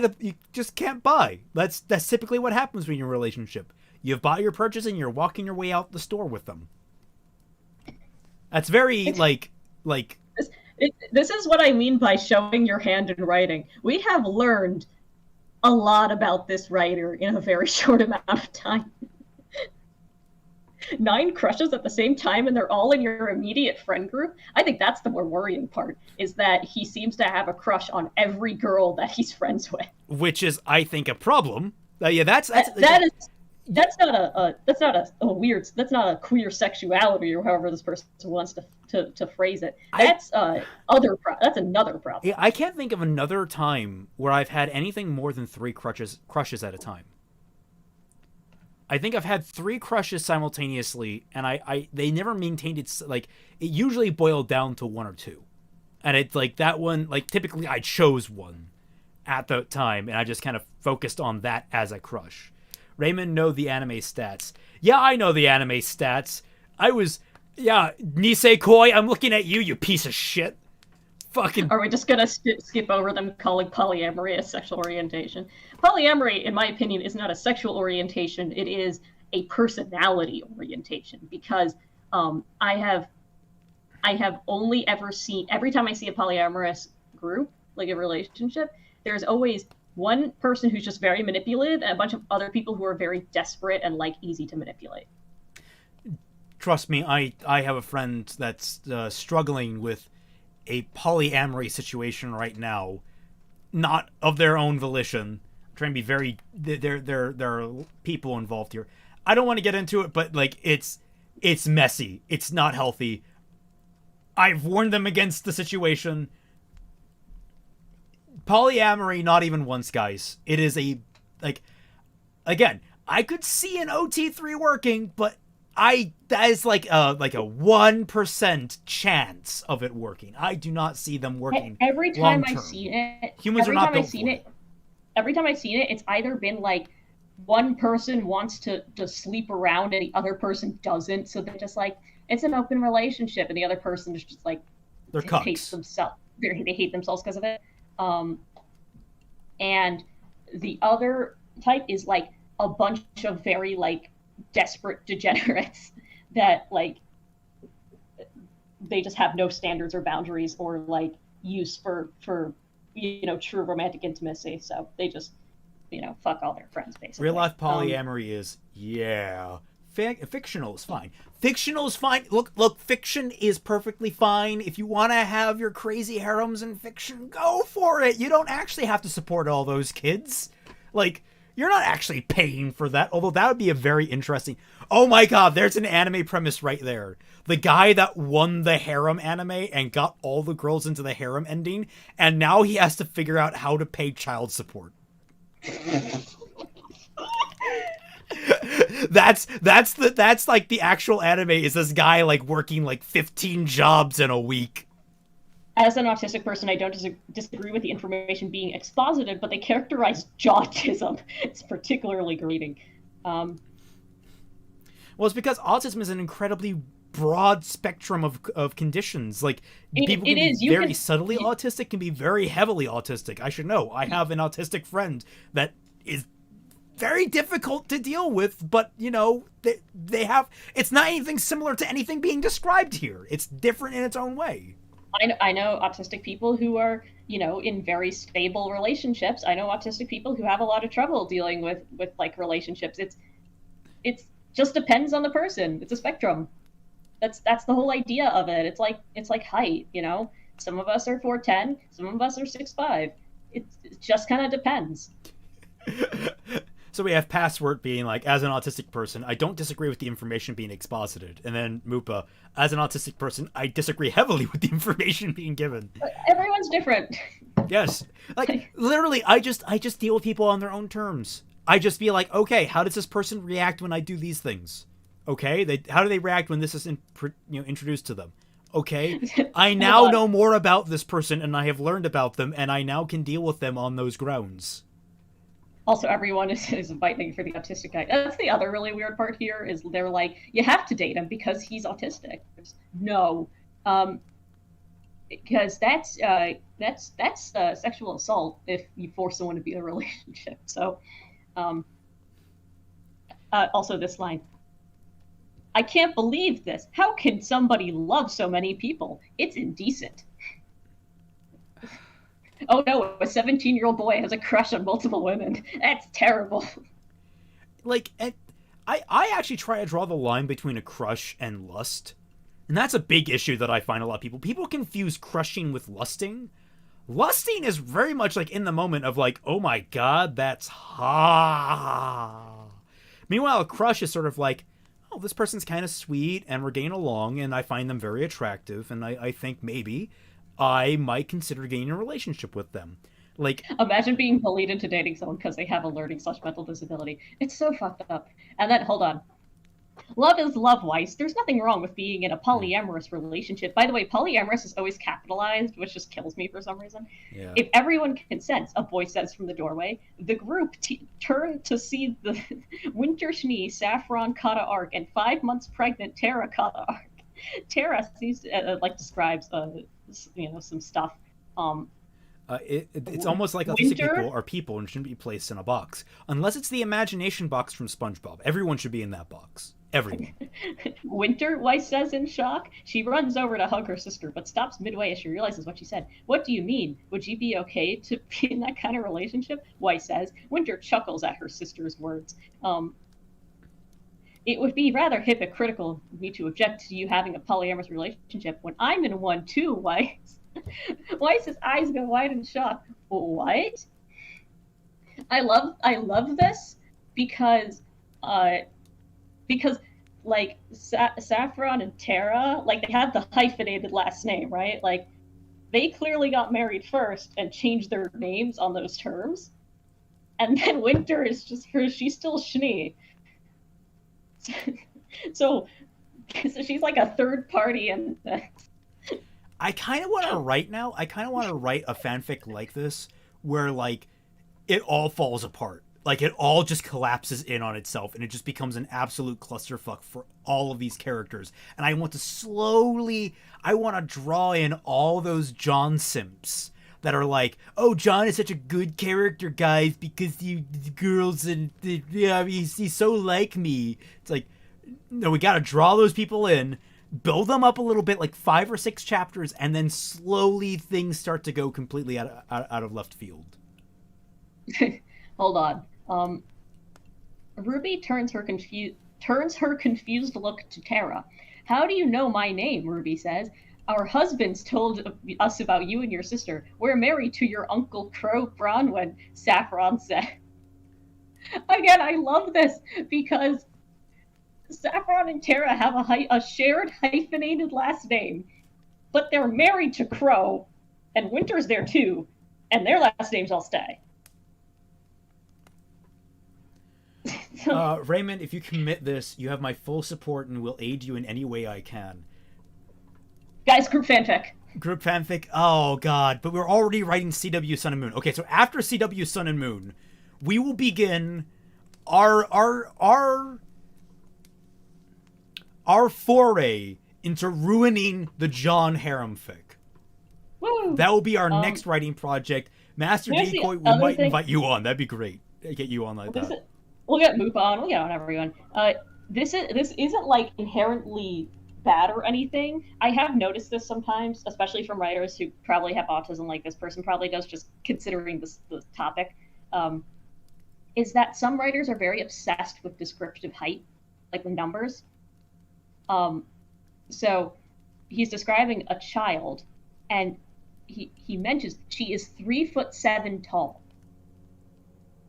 Like 3 feet 7 inches tall. Like, that's very odd to describe a child's height. That's also that's a relatively tall. How old is this child? I'm not sure how old she's supposed to be. 3'7" is probably like first grade, kindergarten, first grade. I would assume. So just shy, just outside of punting area. No. You must always measure children by how far they can be punted. She also has shark teeth. I guess she's like that one shark girl YouTuber. Yeah, Gura. Yeah. But she is a child. Like, I'm pretty sure she's a child. Bringing back up the VTuber for a moment there. I had a thought that I wanted to bring up, and one thing that pisses me off about it, VTubers piss me off in a different way than they piss you off, I imagine, because you're like, oh, they're all the same. I think they actually probably have distinct personalities or whatever. The thing that pisses me off is they always flirt with being Yuri, and they're not actually Yuri, and it pisses me off. It's just like all the anime that are always so like, oh, they're just really good friends. No, commit Yuri. Go commit Yuri, people. Go whole hog or not at all. Don't give me this ship teasing bullshit. I'm so sick of it, and I don't need it from these fictional characters. Like, I see all this ship art of them, and I see them teasing in like weird clips and the like. No, you're not Yuri. Get the fuck out of here. Hold on. Sorry, anger. That sounds like a 12-year-old at 3'7". A 12-year-old will not be 3'7". I'm saying this is probably 5 or 6. 7. Let's go 7. Cut the difference. She's a shark fondness, I guess. Angel is John's 6-year-old daughter, so she's 6.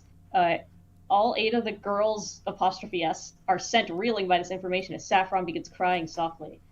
When John was 11 years old, he was drugged and R-worded by a woman named Melody Everhart. I like how she gets a full name. She says, gasps of horror and shock can be heard around the room. Pyrrha, Ruby, and Velvet begin to cry. Ray and Blake seem horrified. Reactions.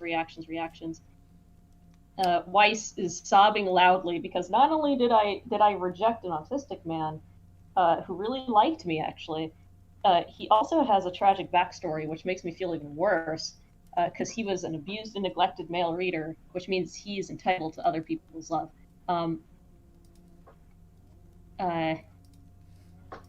I'm not going to tell you everything. I shouldn't have even said that, but I knew you would ask questions, and I wouldn't want to bring back any traumatic experiences.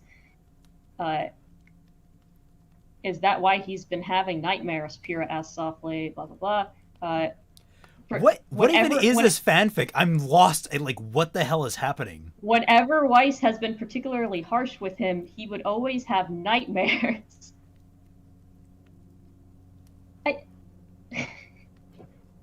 I don't even know how that connects.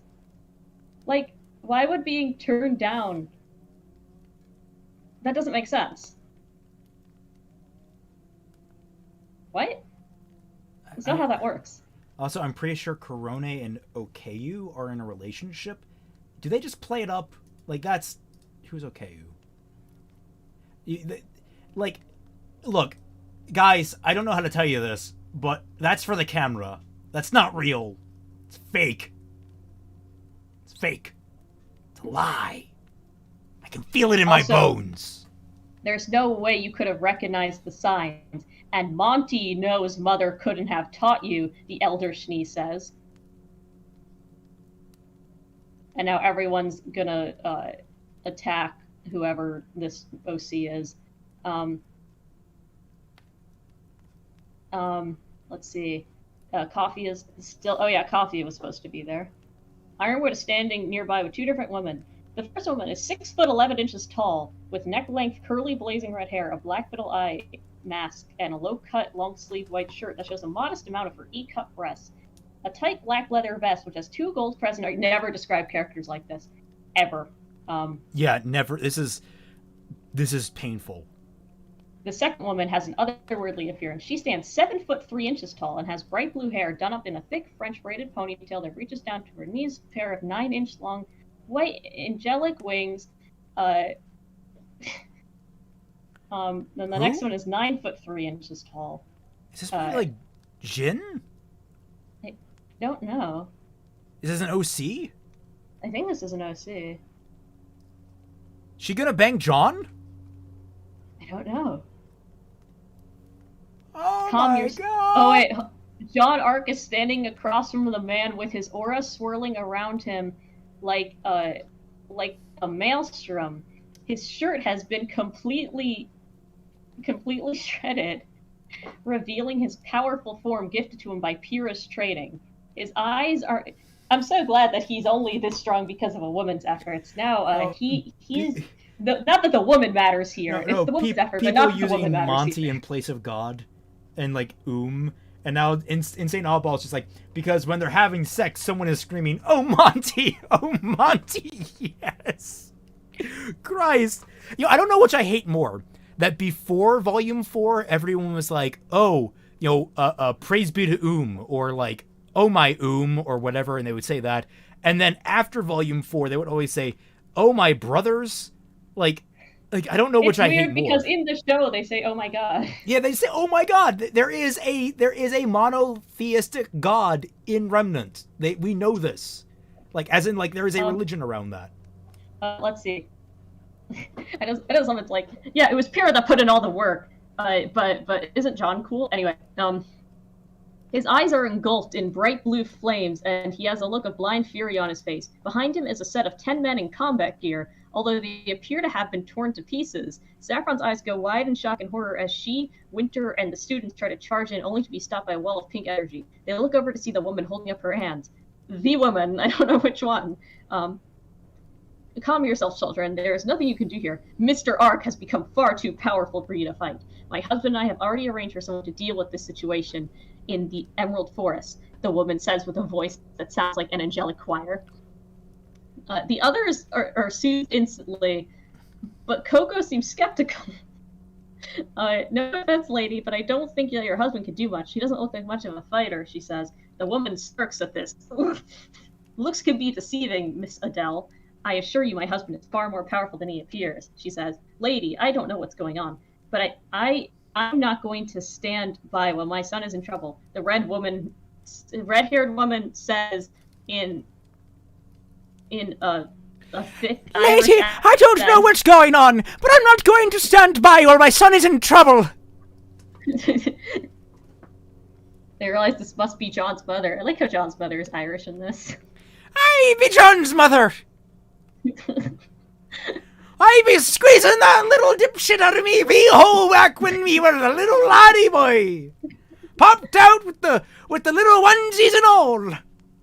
It's definitely monotheistic now after the voice actor for God of Light went on an interviewer podcast trashing the writing. Yep. I remember that. It was fantastic. Yep. God, I fucking... EFAP is King. A magical place. King. Let's see. God, I wish I had been on at that point. God damn it, I was only like 2 or 3 streams away from that when they covered Fat Man's video. Or my video. Me and Fat Man talking about Muller. Hold on, I also love... a small white-haired woman standing only 4 foot 5 inches tall appears from around the corner. Her hair is arranged in a braided high ponytail similar to Weiss's post-Volume 4 hairstyle. I love how that's thrown in. God. Like, you're referencing the... It's like, bro, in the narrative, the show RWBY doesn't exist. There's no Volume 4 RWBY in the universe of RWBY. Why do I recognize his name? Who's Sebastian Kilroy?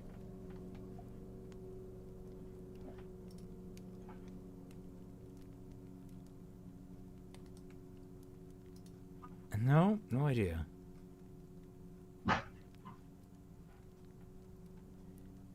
All right. Well, I think we've squeezed a lot. We can come back to this. We can. It is true insanity, honestly. Um, No, EFAP didn't cover Ruby with the VA from the. Okay, so one of their guests was the guy who played the God of Light, and he was talking more or less about the attitude of the voice acting industry and like how left leaning it is and all that stuff, and how he wasn't very welcome because he's a much more center right type guy. And he was basically talking about that, like how toxic the environment is down there. But he was talking about how he did offhandedly basically take shots at Ruby and say like, "No, I agree with everyone. Ruby's shit." um, I think I think this guy has a thing for hair. I don't think he has a thing for hair. I actually think what it is that a lot of people with social issues have trouble because they have trouble identifying emotions. They have trouble identifying kind of what makes people's faces different. Some people more than others, but what that they might do, like what it might be for this guy. I don't mean to like pick his brain, but this is very interesting to me because I love trying to like analyze fanfic writers and just writers in general. I think what it actually he's doing is that's the thing he uses to distinguish people instead of. I mean, I find hair very noticeable.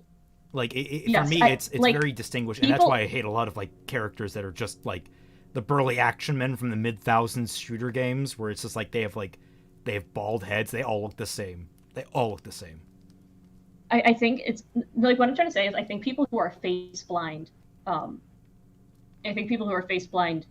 will default to hair to distinguish people. Yeah, I mean it's not a terrible shorthand, but it's terrible if you're like relying on that exclusively. Yeah, now I'm just trying to pick his brain because it's kind of like if you were looking at like 10 of the same breed of dog. Like, you wouldn't be able to tell them apart by face unless you really spent a lot of time with them. So you would go to bigger, more noticeable differences to tell them apart. Like, it's like that, but that's how they see people. Yeah. Anyway, right. We should wrap this up. We should wrap this up. Fun. That was fun. We'll come back to this. We have the link now. We know where it is. Ace Attorney next week, right? Yeah, Ace Attorney next week, I believe. Don't forget our prompt, which is the 3 character perspectives. What I recommend if you really want to get like very fine with it, 250 words per character. Makes it pretty easy on you. But you know, if you want to be a little more like blendy with it, go right ahead. I'm not going to stop you. Anime AK, you in specific, you know, something original. Give us something original. No, not reliant on another fandom. Yes. But yeah, we'll get out of here. Thank you all so much for watching. Remember that for $1 or more to my Patreon, get access to the Team Frostbite Discord server where me, Fatman, Dashi, and you very soon, are regularly active. We love to see you guys there. You can join us for Bad Fanfiction Nights, which happen every Friday at 10 p.m. We could add this one. What? Yeah, we can add this one to the list. It's not a bad choice. That said, I think tomorrow there may be a stream. I've been trying to stream with Fat Man, but he's been on a regular schedule. I'm gonna try to resume my solo streams this Wednesday. You mean next Wednesday? This coming Wednesday? This coming Wednesday. It's Thursday. You can't do it this Wednesday. This Wednesday's already coming past. All right. The coming Wednesday. Thank you all so much for joining us, and we'll catch you all on the flip side.